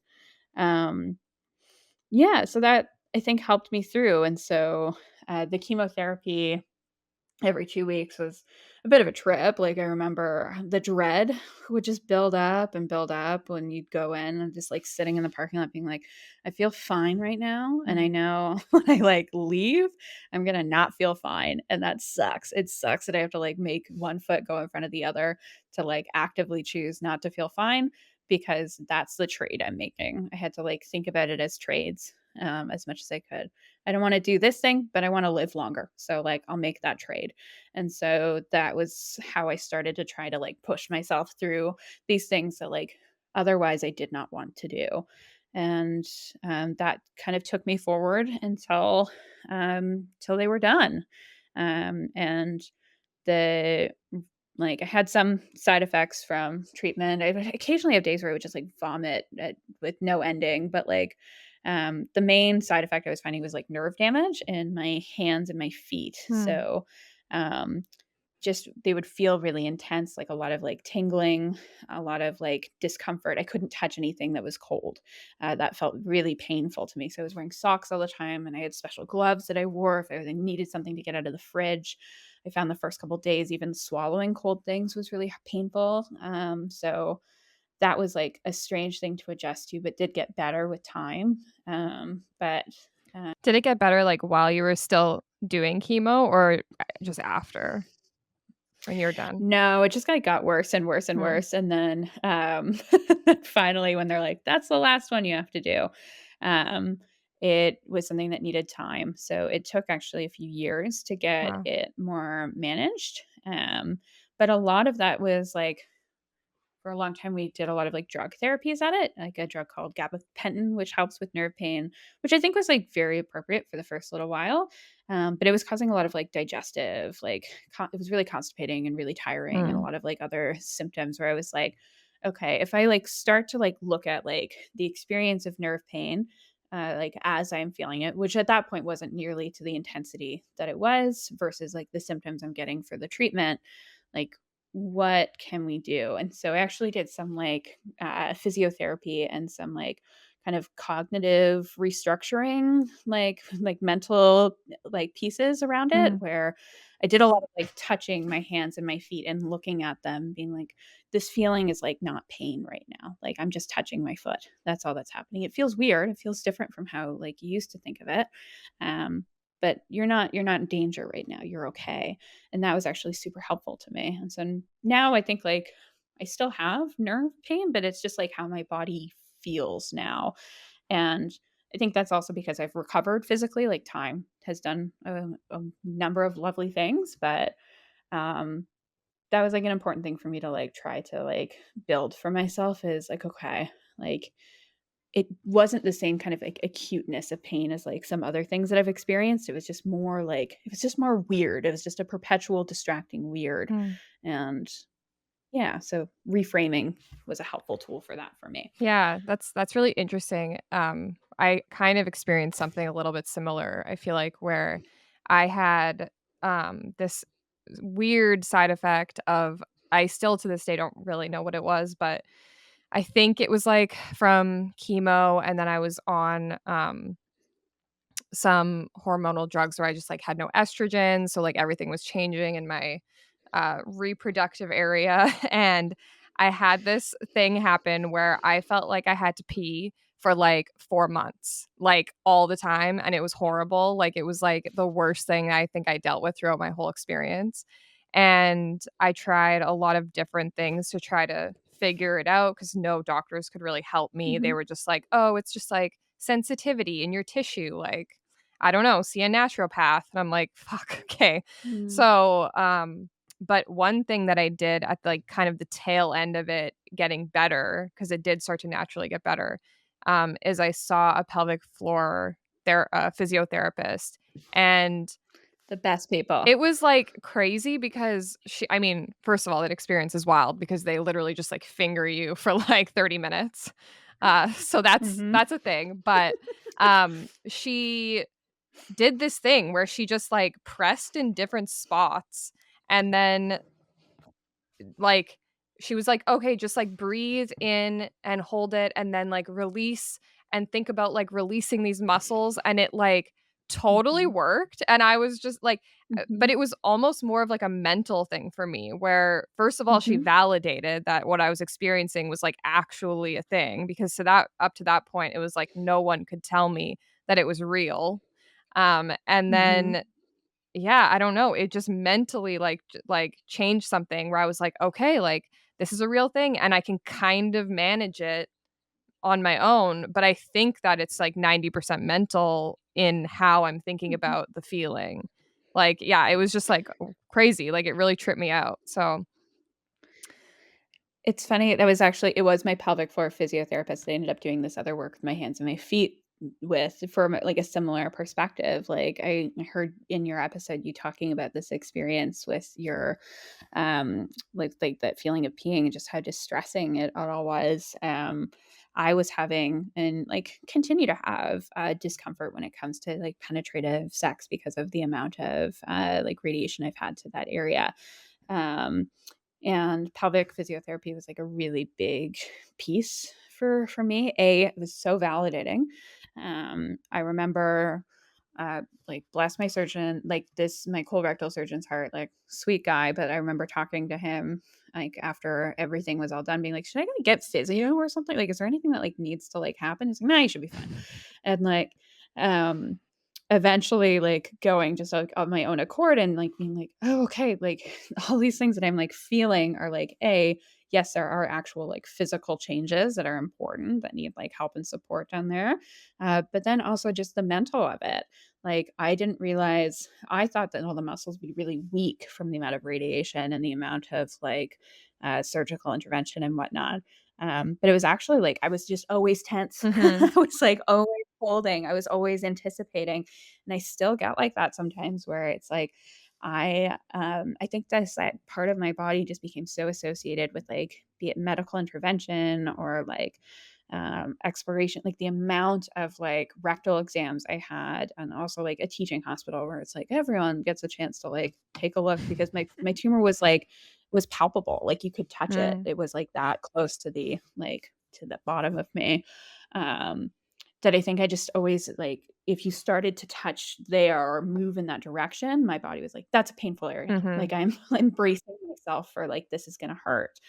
And it's something I still have to do work on. I still like, gosh, where um I'm not anywhere close to like the kind of sex life I had pre-cancer and again 10 years later, but um, so much of that work is mental work for me, I know, where it's just like, okay, I'm just like, I need to feel as like safe as possible. I need to like have lots of time. I need to have intimacy across different ways. And yeah, and I think also just, like, breaking out of, like, some of, like, the more heteronormative ideas I had about sex and, like, who sex was for and why do I have sex in this way and whatnot. It's also a big part of it. Um, I don't think I wanna go back to having sex the way that I was when I was, like, 21 or 22. Like, that was just for, like, other people. Mhm. Like, that was, like, for, like, I think this is what you're supposed to do. This is what people like, right? Like, um, so needing to do more of that exploration and pushing myself to do that, and that's tough because, like, I'm also working with, like, hormones that are, like, very, like, "Nah." Yeah. Like, so I think if it weren't for my partner, I don't know, where that would be on the priority list for me. I think I could, like, probably easily just, like, never have that kind of intimacy again, but it's something that I have to, like, remind myself is, like, that's a priority for other reasons too, and that's an intimacy that's, like, important for our relationship, um, and I wanna get to a place, and I'll just be transparent, I'm not in that place yet, and I would like to be, but I would like that to be a part of my life that I feel really, like, happy about and that, like, I could tell you that, like, yeah, like, I love sex, and I would love to, like, keep having sex for across my life rather than, like, I love, like, smoking a joint and watching TV. Yeah. Like I mean, I think I'm not gonna speak for all women, but I guess personally, I think we have things stacked against us as women to get to a place where we're, like, sexually comfortable, and, I mean, dealing with all of the things that you've dealt with on top of it, like, that's just, like, breaking through a brick wall, I'm sure it feels like sometimes. So, yeah, I sympathize and I understand a little bit how that could feel. It's it's funny how, like and again, I'm walking through this experience with so much, like, privilege, like, I'm a cis white woman in a normative relationship, but, like, there are so many, like, intersectional pieces that, like, touches upon this experience that will really impact, like, what does care look like for you? What does healing look like for you? Um, I think, like, when I think about this, like, transition to survivorship, for me in the after of it all, so much of my healing came from needing to recognize medicine as a culture. Like, um, when I went back to school, I just like didn't give a fuck about theater in the same way that I did anymore.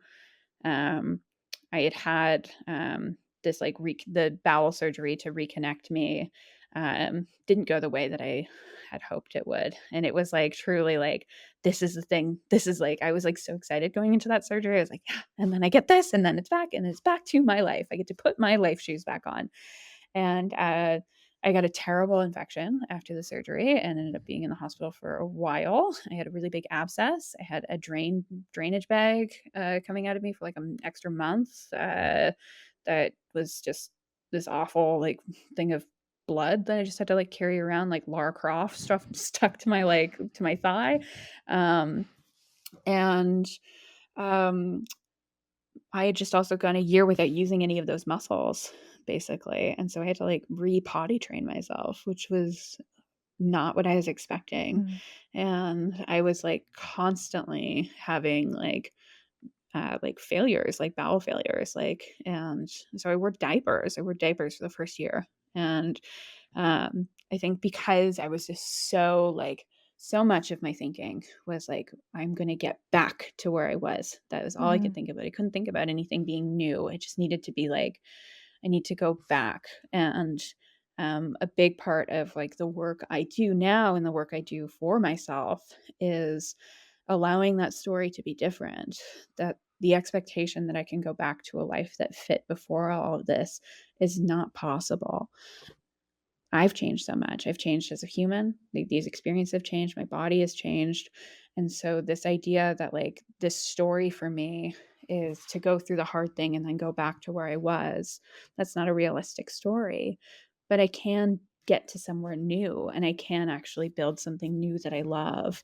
And so, like, we call that like post traumatic growth, which is like, to me, such an empowering like piece of this. Like, there's so much trauma that comes through the cancer experience, and there's like a lot of things that like get left with you, be it in like stress reaction ways or just changes to your body that you're like, oh fuck, I could do without. But now, and just having like the privilege of having 10 years since this all began, um, there are parts that I wouldn't trade. There are parts of, like, who I've become and what I've built for myself that, like, I wouldn't have learned without having to go through this, like, really hard thing. And so, um, reframing that and allowing myself to, like, build something new was really important, but initially, that was not there, and there was so much grief for, like, this realization that, like, the bottom fell out from this, like, dream that, like, life was gonna fit in the way that I wanted it to again, and nothing was fitting right, and I moved really quickly. So, like, I think maybe like a week after the drain got disconnected, I was like, and I've signed a lease in, in like Hyde Park with my partner, and I'm moving, and I'm back re-enrolled like full time at school for January, and like we're moving on. And oh my gosh, my mental health was like not good, and that was like something I had a lot of shame about because people would talk to you about like he must like you must see life differently now that you've had cancer. You must be so relieved. You must. And I'm like, no, I'm a fucking mess. And I also still don't understand this healthcare system well enough. And I just like moved to Toronto and like called PMH. Was like, hey, can I start seeing a social worker there? And they're like, no, you can't. You're not a patient of ours. And I would have to like go back to like London for like basic checkups and whatnot because I had none of my care coordinated to move with me because I just fucking just moved and just like decided to go because I thought like how hard could it be to move my stuff? But yeah, it was like a real dark, I would say that first year post treatment, like having like the like uncontrol in my environment. I like missed my ileostomy, which like started to Mm, really like I was like, oh my gosh. And I would read about people that would like have a bowel reconnection surgery and actually choose to get a permanent colostomy in its mm, place, that would choose to kind of go into that way because at least they had control and I had no control. And mhm, so I like felt housebound in many ways and again just so ashamed and I like and my sense of feeling wasn't right, so I wasn't always aware when I had, like, gone to the washroom, and I would just constantly be like, "Did I like, am I do I smell right now? Do I, like mhm, can people tell?" Like, I just didn't it was so much shame, and I started, like, to need to build this new life, right? I started to need to do something entirely different, um, and so part of that was, like, a shift in career and starting that path, and my social worker in London, when we had one of our last appointments together, and I started to hint that like the things that I wanted before, I don't know if I still want them now. She's like, I think you'd really like social work. She's like, I don't know if I'm like supposed to tell you, but like, I think you'd like it.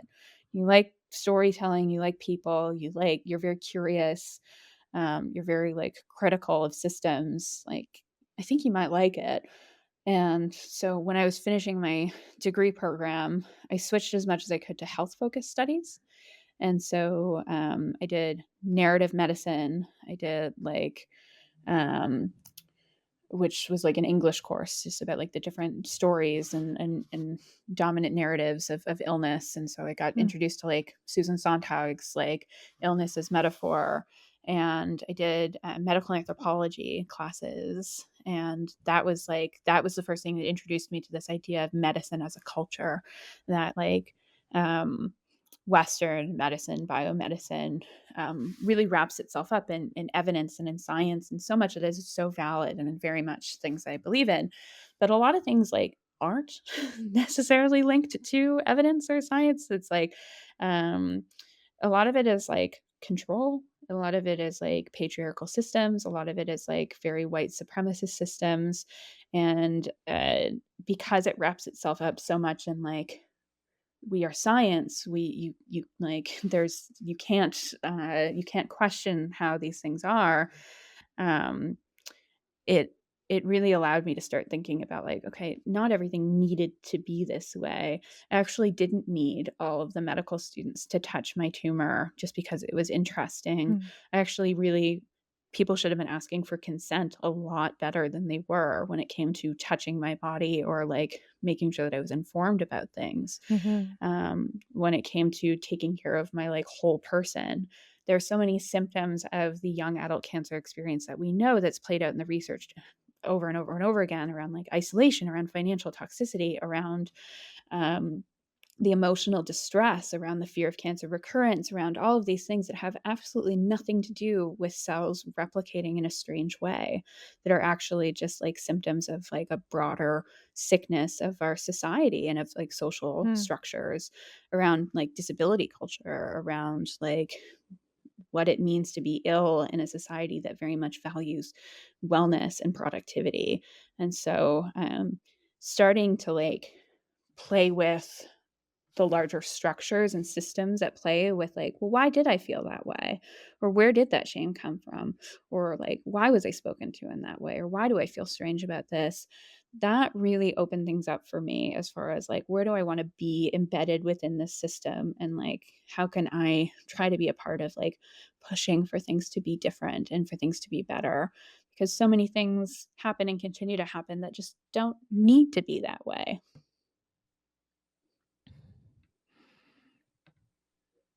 Agreed. I know. It's I Sorry, I'm very extra. All right. No, that was I'm just, like, speechless. I'm like, "Yeah." I couldn't put that to words, so, yes. I mean, I didn't realize I did not know that a course called narrative medicine exists, but I didn't even think about the concept of narrative medicine, medical anthropology. Like, for me, it's funny because I actually really enjoy reading about like Victorian medicine, but it's always like the procedures because you just can't believe that people used to do that. But the idea that yeah, like I very much like I'm a believer in science and I believe those things are important, but have always separated science from like the overall human spirit. And what you're talking about is like the science having to acknowledge it, which I think is, I mean, that was a great takeaway from what you just said. It's something I have to think on. It's I really highly recommend Illness as Metaphor by Susan Sontag for anybody that is interested in health, anybody that's interested in cancer. It's an essay, I think it was written in the late 70s, early 80s. But she also she wrote a lot of amazing things like Camp, and Sontag is just a great scholar and thinker. But when she was diagnosed with cancer, she was very much thinking and reflecting upon what the fuck is all this war metaphor language? Where did this all come from? And what has been the culture of cancer across the ages? And there is a time when a cancer diagnosis, you actually didn't tell the patient, where that was the norm. You didn't want to tell the patient that they had cancer because they would get upset or they would get depressed or what have you. And that's a cultural choice, right? And then that has changed over time as we've learned differently, or been adaptable, or we know that people need to have consent and information and all of these things. But these are things that can shift and change over time. So yeah, highly recommend Sontag's work, and and also Audre Lorde's The Cancer Journals, which brings a so that's brings together a black queer femme perspective on all of the cancer experience as well. That's also just really explodes all of these very complicated conversations when it comes to who gets what and what gets privileged and what doesn't, and like how do we how do we start to understand and shift these systems, and like what's the language that we can use to do that. But that was super healing for me. Like that was like, okay, cool. And then I learned that like social work would like allow me to continue to do this type of thinking, but then also start to like maybe bring that to other folks if that's something that would be helpful for them. And another piece of this that was like very affirming for like, here's the direction I want to go in. Because at this time, it was still a little bit like a lone ranger. Like I had met a few people through like Tumblr that had cancer experiences, but this is like a whole giant, like crazy sub story. But like I got badly cancer catfished during my like cancer experience, What? which is like, What? yeah, it's like I'm like, do I even open this chat? Because it's such a fucking weird road. But like, I had, because I was like very publicly documenting my experience. Not that public. Like, I look back, I'm like, oh, like 13 people liked, like it wasn't like crazy, but like, um, this person at the same time that I became really close to online was diagnosed with something similar, but like worse. Like our stories were kind of like happening um, in very similar steps together. And she was actually like, her blog was like getting blown up. She was getting like featured on like, what a weird thing, hey? Like, what a weird culture we're in. Mhm. Where I'm like, oh, I'm like jealous that she's like, and like a live strong shout out, like, but she just had everything that was going on with me, but just worse. And when I was going through my like bowel reconnection surgery where I had like this really bad infection and I was very, very sick. It was like that was probably the closest tangibly I was to dying. That infection was like no fucking joke. Um, this person that I'd been following so closely online died during that time. And I remember reading that when I was in the hospital and like just feeling so gutted, like, just so, like, I couldn't believe it, and I felt so guilty for, like, moments where I felt kind of, like, jealous and, like, um, felt guilty for, like, being there for, like, the survivor like, that why do I get to be here when it seems like this person was, like, so much better than me in so many other ways? I don't understand, like, it just brought so much, like, chaos into life, and then, like, um when it must have been a few months later, like 3 months later, I went to her blog just to, like, look at something that she had written before, and somebody had, like, replaced the blog with, like, "Hey, this blog was never real, like, go to this website to find out more," and I, like, clicked on it, and it was, like, a med student from Florida that faked everything in a really public way, like, Munchausen by internet, Oh my and god. so that was my only, like, cancer community at this point was, like, this, like, person that, like, I think, like, my compassion has grown over time, over a lot of time towards this situation. Because I think for a while I was like, "I wanna go scorched earth. I wanna, like, ruin this person's life." Like, I cannot believe that, like, somebody had done that, but, like, now I'm just like, what the hell was going on in this person's world that like this was something that felt like what they needed to do. This doesn't mean that it's like right or okay, but like I've needed to like build compassion for like folks that like I have no idea what leads somebody to that road, but it fucked me up. Yeah. It was like a real it was bad. Wow. People are so fucked. I can't. I'm sorry. It's really great that you have been able to grow from this, but that's just like inexcusable. Like I get where you're coming from. Like what was going on in their life that they craved this level of care and attention that they would build this fake world, but the lack of any sort of care towards the oh my god, that story. I can't believe that's real. It was a it was really bad.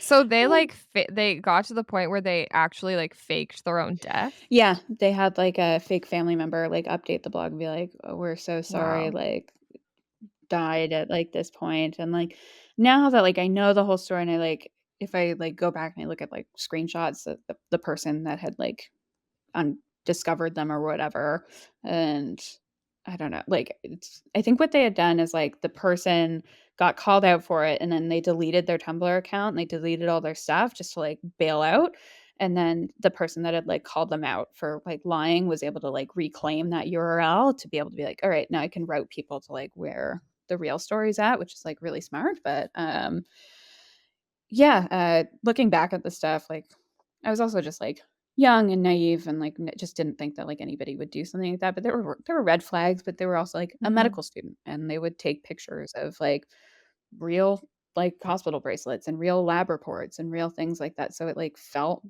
real enough to like what I knew. So um that had been my kind of like I had my like therapist Tina who ruled and this like really bizarre virtual experience where like the person I felt closest to from that community that had a similar diagnosis and a similar kind of like path and trajectory was not real. So um I was really isolated. And while I was like, okay, I think I want to do work in health or in cancer or like supporting people or like just I know my experience was fucked. I'd like it to be less fucked for other people. Something that I was missing at that point still was like an actual connection to community. So um, the only young person that I'd met along the way treatment wise was like somebody that I like accosted in like the chemo waiting room that was like there with their mom. I was like, do you also have?" It's like, "Oh my god, another young," and she's like, "No." And so I didn't know how much of a piece of the puzzle that was for me. And I think I had probably been given pamphlets and been given like, "Oh, you should do this. You should try this. You should talk." And I was like, "No, I don't need that." Like, I don't need that. I think support groups are probably just like, are they just sad? Are they just people like in a room crying together? I don't need that. Um, and so when I was in this really like dark place where I was like starting to like learn some of these like structures, starting to learn some of this like other things, these other ways of thinking that were helping me heal. Um, I applied for this retreat through Young Adult Cancer Canada that was happening. It said it was full, and it said it was like happening like I think like a week from then. And I was like, "Oh fuck it." Like I didn't think I would actually go anyway, and I was like, "Well, great. Then I can like say at least tried to do something to make this slightly better for myself, but I'm not going to have to actually go or like do anything." But then like I think somebody canceled and I lived really close by, so it was like easy to get me in. And so I was going to go on this retreat with other people that had cancer. And I remember showing up to like where the bus would take us and feeling so nervous and feeling so like, I was like, what am I doing? Like, I'm going by myself to go hang out with a bunch of strangers I don't know to talk about this thing that I don't really want to talk about that much with people.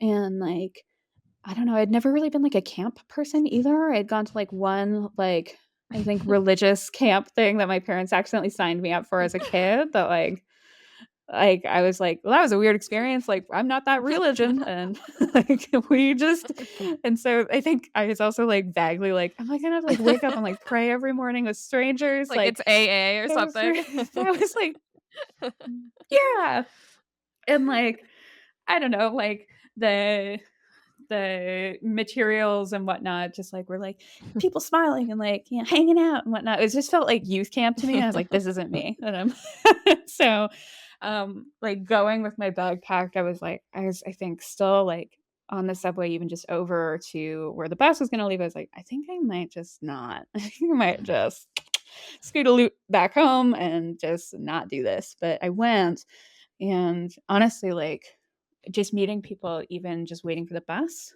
or like getting on the short bus ride to wherever the retreat was, like Milton, or I don't remember even where it was. Like that was already super transformative. I heard somebody talking about pelvic physiotherapy for the first time. I didn't know what that was. Like that like got me to go to do that next piece. Um, just people talking about like how weird all these different things were that they went through or what it felt like. And some people had connected with community before, but most hadn't. Most were like also really green. And there's not like one particular thing that I can point to that's like, oh, like that's the exact thing I needed from community. The way I describe it often is that it's a shared language. There is just this comfort and being able to know that like even if it's different types of cancer, different types of treatment, different so many different things, like there are so many paths of this experience. Um, but there was so much more language that we had in common. There was so much more like, I don't need to explain to you what it's like to like your doctor got paged out of the room and you just hung out in a room for 3 hours wondering like, do they know I'm in here? Like, or like, is this appointment happening?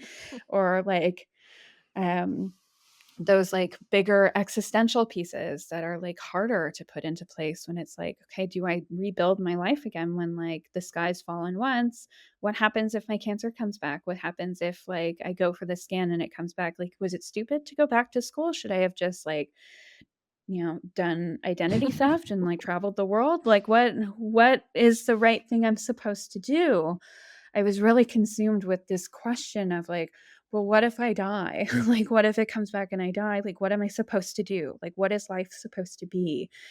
And that was something that, like, while my friends and my partner and my family were so, so supportive, I think that level of like just existential, like, reckoning with mortality at at that place in life, people just didn't know where to meet me in that distress, and I didn't know how to talk about it. I didn't even know that I needed to talk about it. I just felt like I was failing at survivorship. I felt like this was something that I was looking forward to so much, to be done, to be over, to be living back in my city, back with my friends, back doing like the stuff I used to do. Why did I still feel so scared all the time? Why did I feel so like sad and angry and alone? And I swear to God, like, we can save so much money as an organization because truly the bus ride, that was just like, it was just like, oh, fuck, I actually really need community. Um, and now that I like look at it and know it, and I look at my life and I look like community has always been such a big part of my life. I just didn't know it. I didn't think about it as that. Like theater, which still isn't really a big part of my life, but was for a long time. That's all community. That's all like people coming together, doing a thing, shared experiences, passions, what have you. And so, getting to connect with that retreat and that experience, getting to talk about these things I just really hadn't put words to, or had other people put words to things where I was like, that is how I was feeling, but I didn't know that was what I was feeling. A revelation. And that, my current boss, Kareen at Yak, led that retreat. And that I think also just really affirmed like, this is the direction I want to go in. I want to be a part of building and growing these communities. And that's really what I've been very thankfully able to do since then. But yeah, it started with something I didn't want to do. So, I'm just yeah. curious, do you consider yourself an introvert or an extrovert? Ooh, I'm a definitely an introvert, but I am like an extroverted. Like I'm good at I'm good at like doing what I need to do. I need a lot of like recharge time, but um I'm more introverted than extroverted, but I think there's like a balance to find for me as far as like what type of energy and what type of engaging is good for me Yeah, and whatnot. totally, But I would relate. I think yeah. maybe when you identify as more introverted, it's a little harder to, like, push yourself into those situations with other people Mhm. because your instinct is to just be like, "Nope, I don't wanna talk to anyone, like, go away. You're draining me." Yeah, I'm good. And also like I have been somebody that through most of my life, I've positioned myself and I'm still doing it as a helper. Like I really that's something that's a big part of my identity and like who I am is I really like to support other people. And while that has been like really helpful for me. I think when it can be also really challenging is when you really need help, you're not as prepared to switch those roles up. And so that's been something I just continually need to check back in and work on and be like, okay, why am I able to do this for other people through our sessions together or through like our conversations, but I'm not able to allow myself that grace or that space. Okay, like let's like kind of go back and reset. Let's go back to the basics. Like as much as I've like been able to learn and experience through now stepping into this world with a professional foot. Um, I would never describe myself as like, oh, I know exactly the path or the route to like make all of this go away or make this pain all better. Or like, I am doing this because I am like the A+ cancer survivor. Follow me and my road and my tips, and you'll be on your way. I think like one of the most powerful tools I have as a social worker is recognizing that like there's just so much I'll never know. There's so much I'll never experience that like will be unknown. But what I can do is create capacity for compassion, for self-compassion, for community compassion, and for advocating for things to get better, for things to change, and just to, build that space for grieving as a group, as a collective. Is there now that you've been in this career for how long?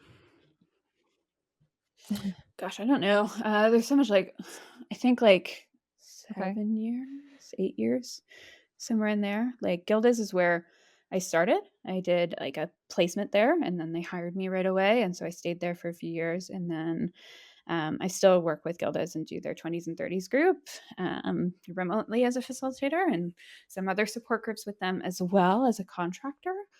And then I went back to school for my master's, and then I graduated that at the pandemic. And so I did my hospital placements, like my placements for my master's, sorry, at Princess Margaret. So in the palliative care inpatient unit is where I spent half of that time. And the other half of the time was in stem cell transplant unit for transplants that they're called allogenic when they get like stem cells from another person. So they're very intensive, aggressive treatments.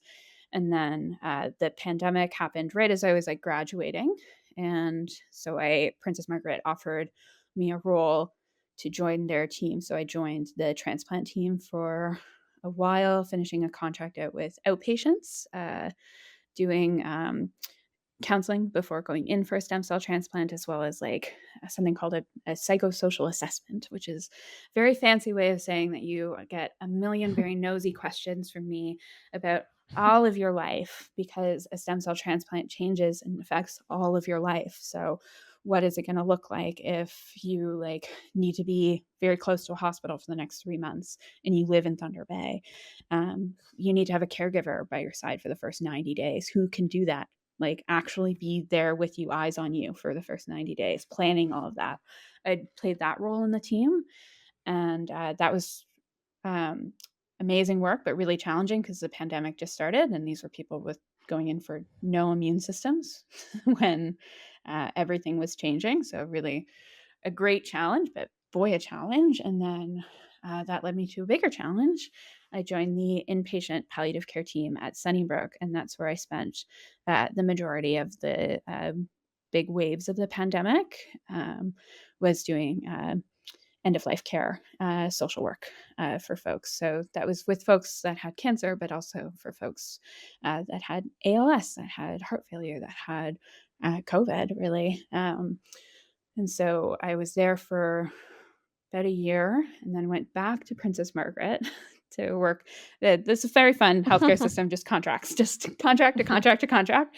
Um, was with the clinical trials team and the breast cancer team for a while, and then Young Adult Cancer Canada, which I've stayed close to since that first connection with them, gave me a call and said, like, would you like to come over to our team? We're trying to figure out what life looks like at this organization in the context of this pandemic, when the organization before then had done everything in event Mm. style, like was retreats, was conferences, was getting people together. And I jumped on board to like give back to this organization where it all kind of started for me. But that's been like very briefly, I guess, the different experiences I've had. But yeah. Wow. Is there anything I mean, you have such a wide range of working with people in these, Sure. going through these types of cancer experiences. It sounds like it runs a gamut. But I'm just wondering if there's anything that you've picked up throughout your career that you've noticed that maybe Mm. helps people, like a trend of the way people deal with things or just certain things that help people get through, tough moments, anything like that. I think that so much of my work is focused around grief literacy, and narrative pieces. I find that like narrative therapy is also a very powerful tool when it comes to cancer or illness, and loss, really broadly. What are the stories that we tell ourselves? What is the language that we use to do that work? Um, Desiree, I'm sure like you've had this experience where like your story can be very different depending on who you're talking to. Like there's a version of my story that like I will tell to somebody where I need to, okay, they just need to know I've got cancer in the next like minute. And so here's the level of detail that they get. And a lot of the time, like that story is like, and yeah, and I'm good now. Like I'm good now is like a really Yeah. common phrase. I feel like, yeah, I'm all good. Like I don't need you to worry about it. Um, but then there's also like the version of the story that like my partner and I share, which like I don't know, he might have also very different recollections from like what the story I'm telling you now as somebody that like I know shares this experience and is like in this world versus the experience that like I would share with a client, versus this experience that I share with a bot. Like there's so many different stories that come to it, but I think it's very important to pay attention to like what's the story that you're telling yourself too, like what's true for you in that, and where do some of these truths come from, and are they movable? So if like a truth that I felt like I was living in for a really long time is like I'm going to die of this at some point, this is going to come back and it's going to get me. And so much was focused on like I have to do everything fast, I need to do everything great, I need to like legacy just in case. And there's still a part of that that weaves there, but then I like once I noticed that that story was there, I was like I need to do a lot of like countering that question. I need to also do like, well, what if I live? Like, what if I'm here until like 99 years old? And like, what are the things that I said no to or that I did differently because I was just like really afraid that this other thing was going to happen? And so, like, for like something kind of interesting that I'm playing with right now is around family planning, is around like, what does this look like? So, I was never going to be able to like carry my eggs, because of the like those organs were cooked basically. So when I had my hysterectomy last year, it was something I really had to fight for. It was something that like normally they'd offer to Lynch patients, but everything was so out of order with my stuff. And my surgical oncologist was like, actually, after you have radiation, um, the amount of time that goes by, that tissue only becomes more friable, becomes more dangerous for us to do surgery on you. So she's like, the risk is like not worth it. But I started to have symptoms and bleeding and scary stuff. And so for me, the existential like distress of like having this like constant reminder, I was like, I will take the surgical risks. And I actually went back to that like old lovely gynae surgeon in London. I got a second opinion to go back to him, and shout out like if anyone needs like a trauma informed surgeon, Dr. Sugimoto in London is the most amazing person that was able to be like, I don't think this is your cancer coming back. I don't think this is secondary cancer. I think this is like radiation induced bleeding. But if you don't feel safe in your body and you're like distressed, I think the chances of like these like bad surgical outcomes happening with the chances of you being like really like in a traumatic state a lot of the time, I think it's like worth it, let it being your call. Do you want this surgery? Yes, I do. So I had my hysterectomy last year. God, it was like the best. It's like I was like so happy to have it done. It's been about a year since I've had it done. So glad I did that for me. Um, but yeah, I just like yesterday I got my like email about my like egg storage fees. And I'm like, okay, what am I doing with these? Like, what is this? Like, I can't carry. My partner is a musician and I am a social worker. I cannot afford a surrogate in at least this iteration of my life. I don't see that changing. Um, I'm not sure about the ethics of surrogacy, at least for me either. Now I've got this genetic piece where like half of my eggs also like likely have Lynch syndrome. So I don't even know if I would use these materials. Um, so I don't know. I'm not sure what I'm going to do with my eggs, actually. I think it's like I might pay for them again this year, but I think like soon I'm going to donate them or destroy. I'm just not sure. Um, but for a long time, the way I was like structuring this whole chapter to myself is I'm not going to have kids because what if I die and that's not fair? And that was, I think, I was doing a lot of work with young families at Gilda's, and um, And that actually helped me in some ways to like let myself think about having kids again, because I got to see like that kids are actually okay when a parent dies, that like it's really hard and it is awful. But also kids are really resilient, and that like you can't control for everything and that bad things happen, but like as people, we are resilient and that you can help and support folks through grief. And that was really important for me to see and to witness. Because at that point, I just like heard and read about people that had died, and I just could only think about like how unfair it would be for me to like to possibly do this to a family. And so I've been able to give myself grace around that, to be like, okay, like I think we could still maybe adopt someday, or maybe we'll foster, maybe we'll like explore parenthood through that road. But because like my narrative for myself is like something bad's gonna happen again, like, just wait for it.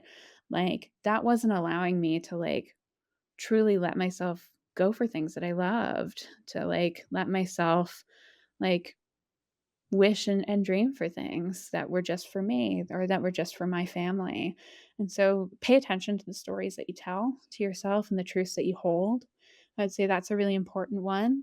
And sometimes a really good way of doing that and seeing that, or even having new stories modeled for you that give you other options, is through community, is through hearing other folks' stories. And so for you, maybe you're somebody that like the way you interact in community is maybe more passive. Maybe it's through listening to podcasts like this, or reading things, and like and that's how it works for you to take in community.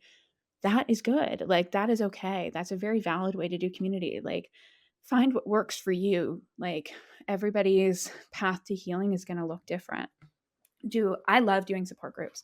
They're one of my favorite things on the planet. I love to facilitate. I love every like little like cohort that I get to like bring together, and I feel like there's just something magic that like puts all the people in that room together.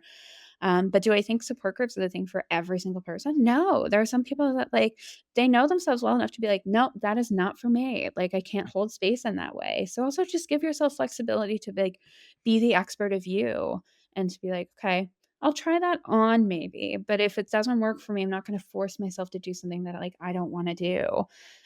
So be flexible with yourself and like give yourself grace to try things and to also not try things. But I do think finding some road to community, be it through active means or passive means, can just show you different stories, can show you different ways of being. And I think this is like a road for me, but like, it might be a road for other people. The most helpful thing I've done in like my after recently has been growing comfort with death, has been growing comfort with death and dying. And that is something that when I first got my placement at Princess Margaret, I was so nervous. I like went to my therapist. I was like, oh my God, I like, they matched me with like an inpatient palliative care placement. And like, I don't, is that going to be so like activating or triggering for me? Like, am I going to be able to cope? What if somebody comes through with like a similar diagnosis, somebody that I've met before? When I was doing work at Gilda's, like largely you're meeting people that were well enough to go into the building. So you miss a chapter that people experience when they come closer to end of life. And I was so scared as to like what was that going to look like. And I really hadn't had a lot of proximity to like dying beyond that woman dying in my room. And she didn't have a good death. And what I got to learn through like the privilege of like providing end of life care is that there is good deaths, that there are really lovely ways to die. And I know that sounds very strange, but like it is true. There's like very like there are some beautiful deaths that I've gotten to witness where like family is all there, or like whoever is most important, and that people get to kind of die as they lived, or they're very peaceful, their pain's really managed, and like that it feels like, oh, wow, this is a part of life. We just spend so much time looking away from it or not talking about it or avoiding it. And getting that comfort with death, with talking about death and dying, with talking about grief, with witnessing it, that's been so important for me anyway. Um, and I think that that's something that like the broader cancer community can be better at, can do more towards. Um, I know that there are many people within the like young adult cancer community that feel profoundly isolated because they are dying, or that because they are living with chronic disease that is going to need management for a long time. And survivors of, and I even feel weird and sticky about that language, but like folks that are post treatment or living without evidence of disease, that is a very hard experience. Like, don't get me wrong, I'm not trying to be like, that's also like, just like feel grateful and get over it and go with it. No, that's not it. But just like there's a complexity of like suffering and experience that's out there. And I do find that there's not enough support for folks to like really know like what are the things that can help prepare me if I know I'm dying, if like for God's sake, if somebody's actually giving me that information. There's so many people that are not told that they're dying until they were like until they're there, and Mhm. that is not fair. And I just think we leave people feeling really isolated because we don't talk about it because it's Mhm. scary, because we don't wanna upset people, and then we have, like, even rifts within this, like, new community of shared language where we're not talking about things, we're not talking about confusing things like survivor's guilt, like what it's like to have friends in the community die, like what it's like to have a recurrence and not know if you can share that.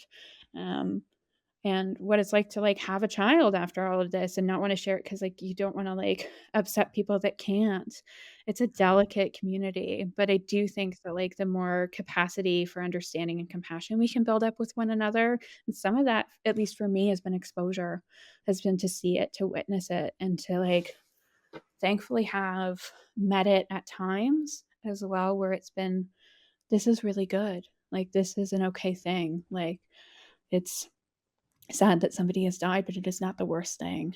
Um, yeah, I don't know. Sorry, that was a very messy answer to your question. I don't even remember where the root question was anymore. No, not at Sorry. all. That was beautifully said.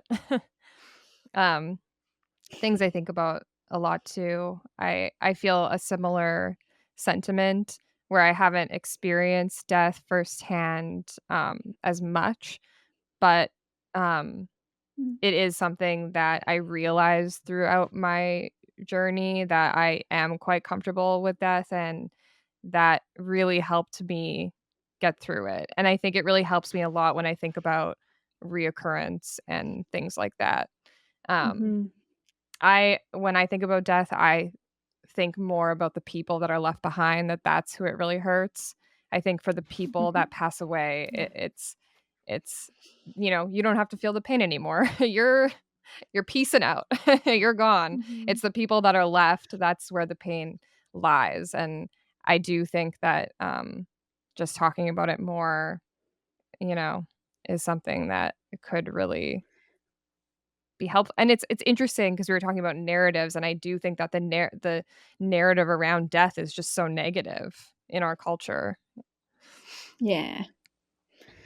It's like, I don't know, even like you get like headlines about like, I don't know, like Betty White dying at like 100 and whatever years old and being like, "Oh, what a tragedy." It's Yeah. like, "Is it?" Like, we are all like, it's promised to us. Like, that's one of the few things in life that is promised to us is that at some point we will die. And like, it's, I think, important to build up, like, some like, just thinking about it, like, letting yourself think about it, letting yourself talk about it, letting yourself know that, like, even for that family and friends and those loved ones piece that you've just referenced there, like, that is the main thing that people worry about when they're at end of life, I will say, unless, like, symptoms are really not managed. People are mostly just like, I wanna know that my kids are gonna be okay. I wanna know that my, like, spouse is gonna be okay and my friends are gonna be okay. I'm worried about them. That's where I'm at. And so that's where a lot of my work was with the people that we're supporting. And there are things that we can do as well, things that are also not spoken to young adults about hardly ever, but, like, advanced care planning.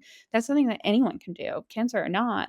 Like, do you know who your power of attorney is? Or is that the person that you'd want to make decisions for you? Because, like, sometimes it's not whoever it is automatically through that hierarchy. Sometimes, like, the person it is automatically is like, you know, that somebody's like, they're not going to be able to like cope with that level of decision making without like an enormous amount of guilt or shame or grief. And so you can be strategic about some of these things. You can plan for things to happen that you still are like, God, I hope that doesn't happen. I hope like this isn't the way things need to be. But letting ourselves plan and explore and do these things can be a real act of love and kindness for our people. I know that like my partner knows like that quality of life is really important for me. That, like, for me, if I'm at a point where, like, I'm not gonna be able to meaningful recover for things, that, like, what I would want is to not be here. And he knows that. He doesn't have to guess at, like, whether or not that's something I want. And that's a kindness. That's not something that he needs to, like, sit up and worry about, like, fuck, did I do the right thing? What if we had no, I've been explicit about that to him. That's a kindness. Doing your wills, that's a kindness. A lot of young adults never do their wills, right? Like, it's something that, I'll do it someday when I own things or whenever. Even if you don't have anything, even if you just have debt, it makes things really hard for folks when you have, like, no wills in place. You have to go, like, you're grieving, you have to go through probate, you have to do all this stupid shit just to, like, close a credit card, to, like, cancel a license. Like, um, there are ways to frame these as acts of love. And I think as well, if you are somebody that's living with, be it chronic cancer, advanced cancer, if you're living with symptoms that are intolerable to you, something else I want to highlight for folks is the value of palliative care. So I've talked about it a lot from an end of life and dying perspective. And don't get me wrong, that is a lot of what palliative care teams do. And I think as palliative care as a discipline, sometimes we get confusing with folks because we're like, but we also do other stuff. We are quality of life people. We are symptom management people. That is very true. And so um, sometimes I think we, like, can be like, yeah, and death stuff is like quiet. Death is a big part of what we do, so we can own that. But also in palliative care, we do a lot of focus on quality of life, on symptom management, on making sure that you're feeling as best as you can, letting your oncology team focus on the cancer piece, on be it clinical trial that you want to get enrolled into, another treatment you want to try, let them focus on that. Bring in somebody that just gets to focus on how are you feeling? How are you doing? Somebody that can, like, walk with you for this planning. And it also really helps that if, you do need end of life care and support, you already have a relationship and a team and people that you trust to know and to do that with. You're not having to do that all when it's a crisis. Um, I often think about palliative care as an umbrella. You never regret having an umbrella with you. Sometimes you don't have to use it. Sometimes you're like, oh, that was just like one appointment and never really needed them again. Um, but gosh, are you ever grateful when, like, the sky falls and you're like, you could be soaking wet and you have that there, you have it in place. So if you've been talked to about palliative care before and thought, fuck, am I dying? Because again, oncologists are really bad at telling people whether they're dying or not. It's just a true thing.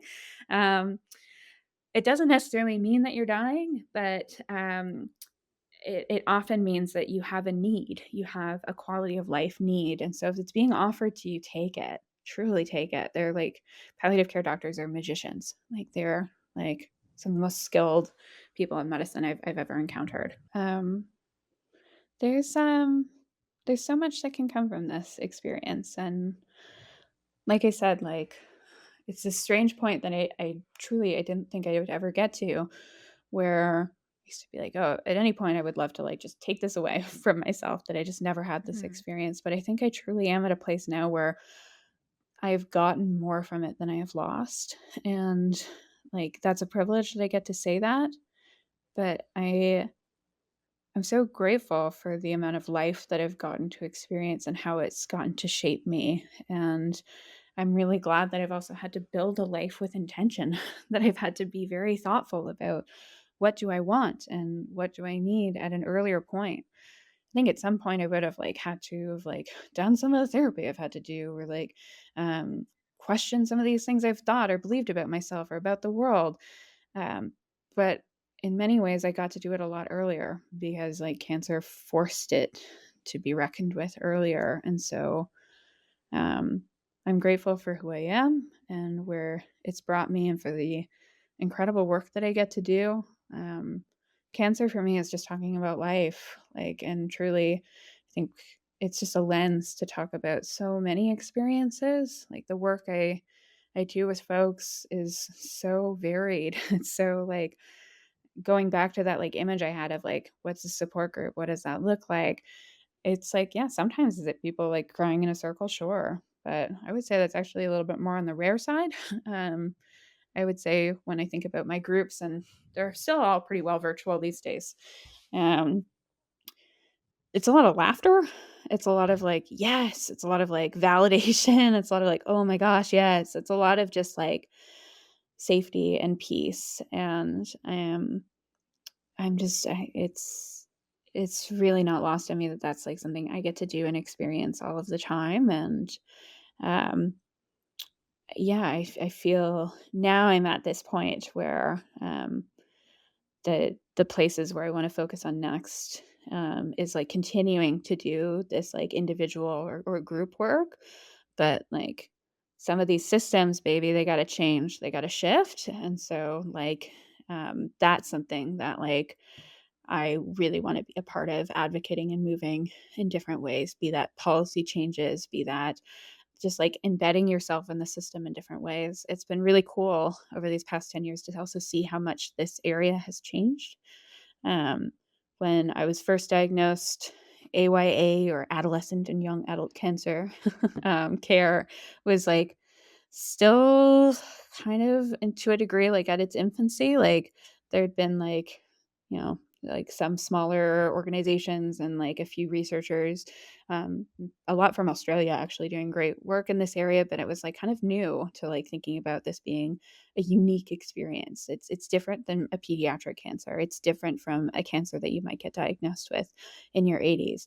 Like, are they still, like, all really hard? Absolutely. It's just different levels of difference. And yeah, this area has exploded, really. And there's still so much more to do, but, like, that shows me that, like, change is possible. And I also feel like some of the opportunities that are coming out, that, like, back when because I've been able to use my, like, patient identity to, like, move things forward and ahead in different ways, and be able to, like, okay, I can get in that room in a different way than, like, as a new grad social worker. Maybe they wouldn't want me involved in that working group or that project, but okay, I carry a different hat, I carry different experiences, and that's starting to get valued in different ways. Like, patient partners are now finally being, like, paid for research a lot of the time. That's great. Um, Look at, like, if you are somebody that's interested in advocating and sharing your story, there's so many different levels to how you can do that, but, like, where I would highly encourage folks get involved in where you can is, like, where are people making decisions? Like, who's holding power? Look at, like, look at boards for organizations. Look at, like, who are the decision makers, and, like, okay, now they have to, like, put a patient in that room to, like, satisfy this requirement.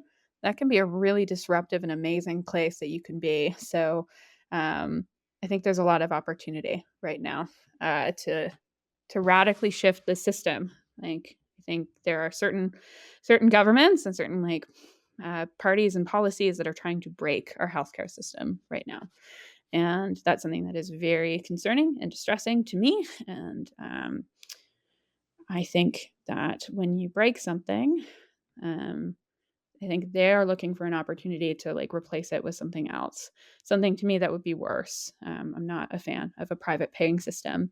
Um, But, if they're gonna break something, it's also creating an opportunity for rebuilding anyway.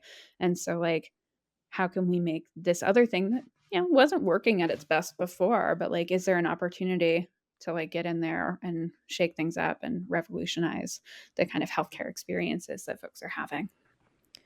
I just hope that it turns out that fixing a public healthcare system ends up being more politically enticing than trying to force a private one.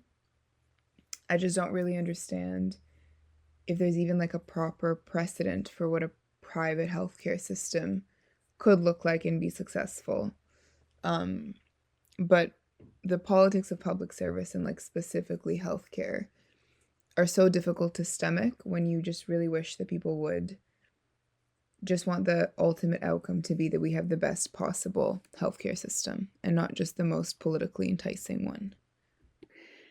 The, the body is political, is just kind of where my point of view comes from. Like, I think a lot of sometimes, and I find it sometimes, especially in the world of cancer, people are like, it's not political, like, it's not this, like, it's not that. But I do, like, so many things are political in their nature. And so I challenge folks to, like, figure out why that is. Like, how is the politics impacting upon the culture in which you receive your healthcare?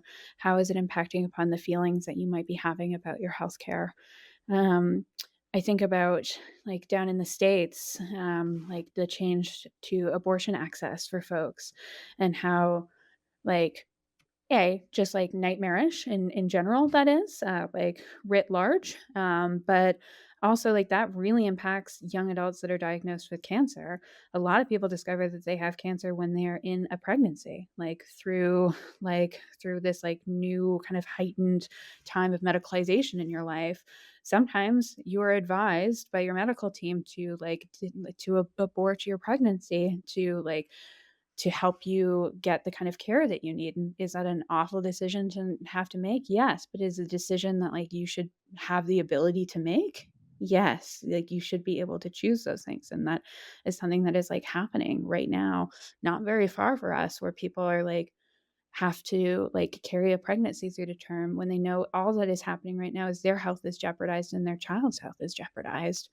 Um, I I don't know, um one of the things I felt most, like, sticky about in my, like, whole fertility grief experience is the fact that, like, I've had an abortion before. I had an abortion before my cancer experience, and that felt so fraught for me as to, like, "Oh gosh, like, am I being, like, punished for doing this thing?"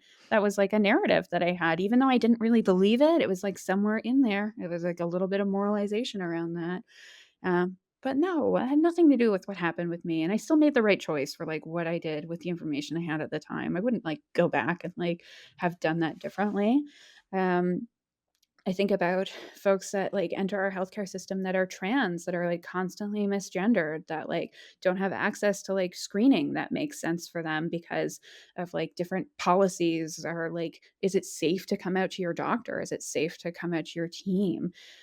When you're only getting, like, information about sexual and reproductive health that is, like, here's what a penis does within a vagina for a reproductive context.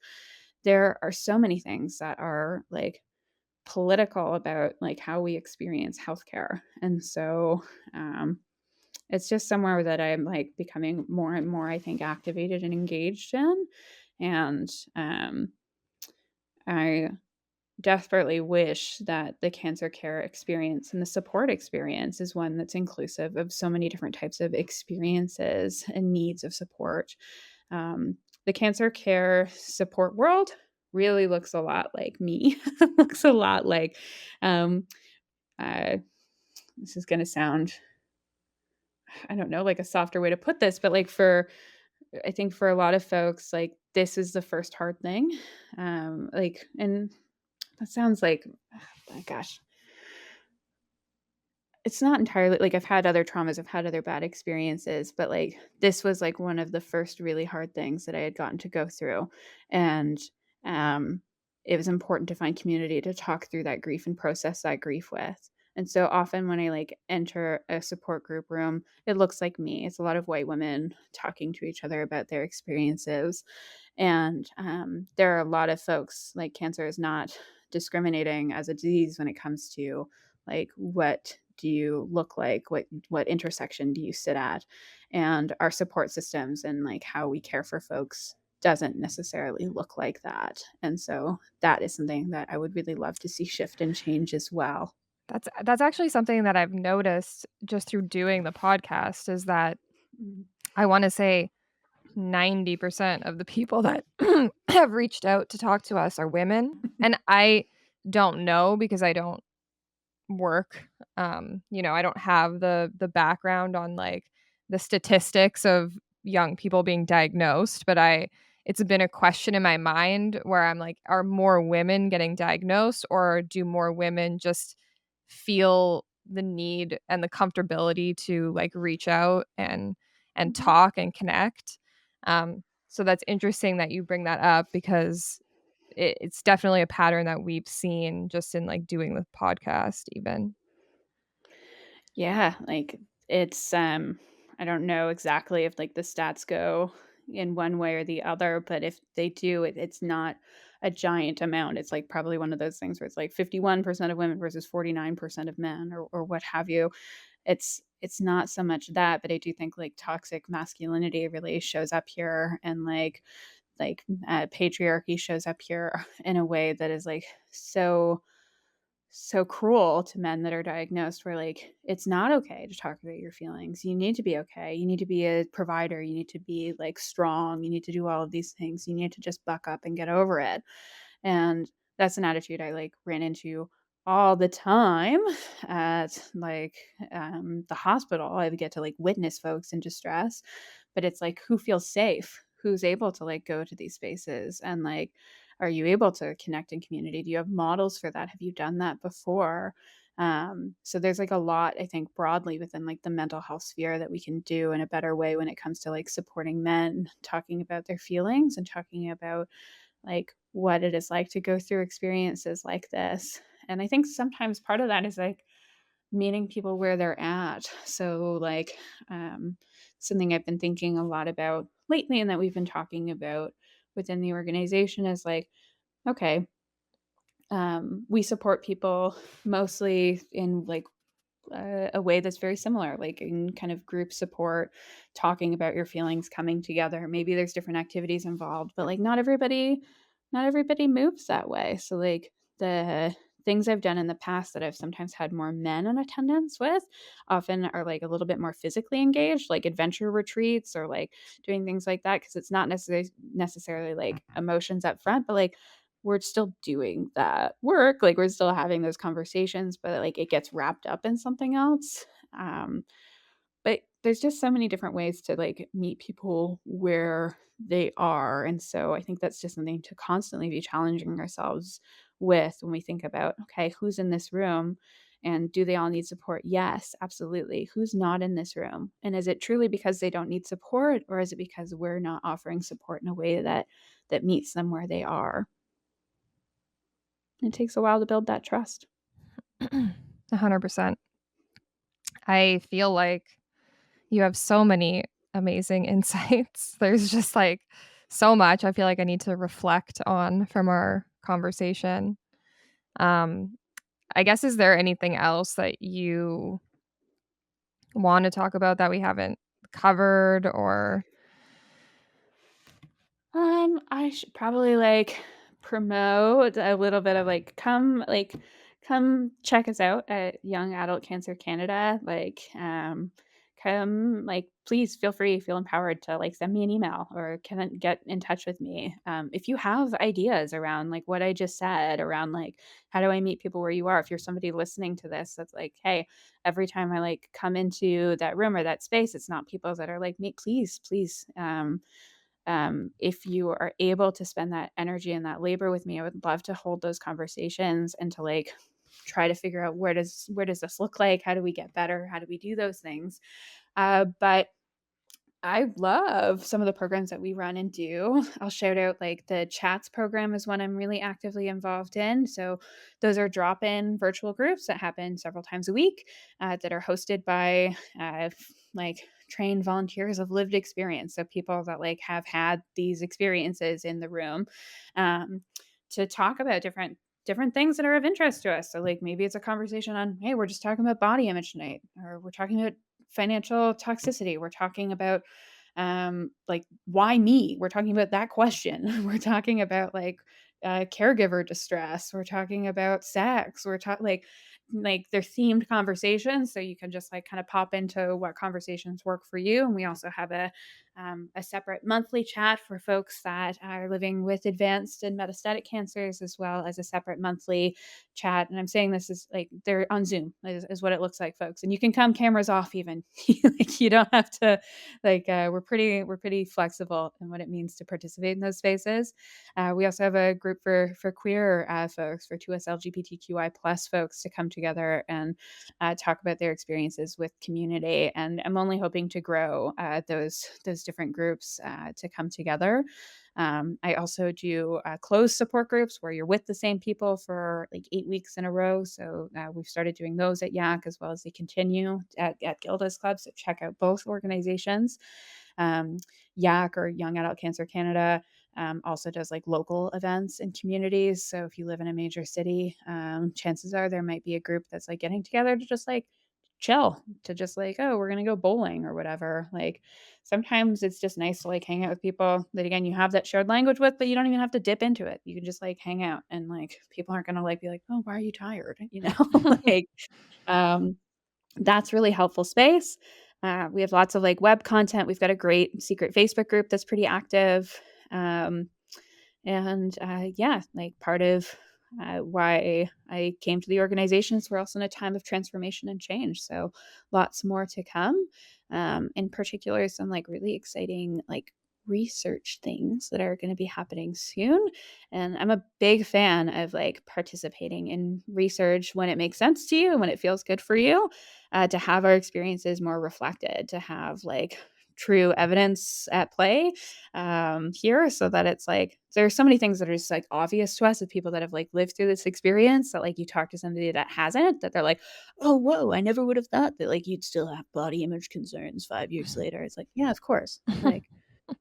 Like, oh, you're still scared of your cancer coming back, but it's been more than this time. Like, yeah, I'm still freaked out by it. Like I was 23. Like Exactly. I remember when I first was, like, looking into everything and I found Yak, and I think it was, like well, I got diagnosed, like, beginning of 2020, so I remember seeing about the retreats that you guys used to do, and I was like, "Oh, damn, like, I can't do it because COVID, like, shut everything down." But it looked very, very cool, and, I recommend everyone checks out the website, and, yeah. yeah, and there's not like it's not like, "Oh, shit, I didn't do that when I was in treatment, so I can't do it now." Like, um, people process and connect with community at their own timeline, so there's no right or wrong, it's just, like, where you're at. So, like, there are people that connect with us sometimes where it's like, "I had cancer 10 years ago, and I've never talked about anybody else that's had it, or I've never met anybody else that's had this experience," and, like, please still come to our community. If you were diagnosed with cancer before the age of 40 and you're between the ages of 18 and 40-ish. So that's my plug, but also just take care of yourself and be kind to yourself. And thanks for listening to content like this. Thank you both so much for facilitating this conversation across multiple technology challenges. And I hope that it comes together okay in the end. But this has been a lovely conversation. I'm just really grateful. And what a great concept and idea. Thank you both for building this like community capacity. Thank you so much for being a part of this. I feel like you've brought a very interesting bird's eye view perspective to this conversation, in addition to your very personal lived experience. And we're so in awe of all the work that you do and are so, so lucky to have had you on here. Thank you. Anytime. I'm happy to like pepper in more in the future if you need or connect other folks. But um, this is really cool, and I actually quite like having like an outsider lens in the conversation too is kind of cool. I think that's something that sometimes as a community we forget a lot too, and that's something I encourage folks to like have a bit of, extra TLC, grace, compassion for folks. Like we can be really critical sometimes of like how be it caregivers or supporters, friends, like strangers show up for us and like they're saying all the wrong things or they're not doing the right stuff, they're not whatever. It's like this is often like so new and so confusing and so scary for everybody. And like what we can do is just be open and we can learn and we can make mistakes and we can just like kind of figure it out as we go. But it's important to just like remember that like this is not an obvious thing for hardly anybody. And if somebody said the right thing right away, it's chances are it's more of a fluke than anything else. And so have grace for the folks that sometimes um, we're feeling a bit of pain towards. And you get to evaluate for yourself whether or not it's like worth to do that. And sometimes there are people that we very justifiably create space from. But I think also this is hard. It's complicated. It's messy. Learning about it all the time. And I still feel very new to it all. I think that's a beautiful note to leave it on. And we've taken up 3 hours of your time, and I'm so appreciative. And I know you're a bit ahead of us, so it's getting late over there. I know it's getting darker and darker. But thank you so much. We'll definitely bug you for more conversations in the future, and I'm so glad we got a chance to connect.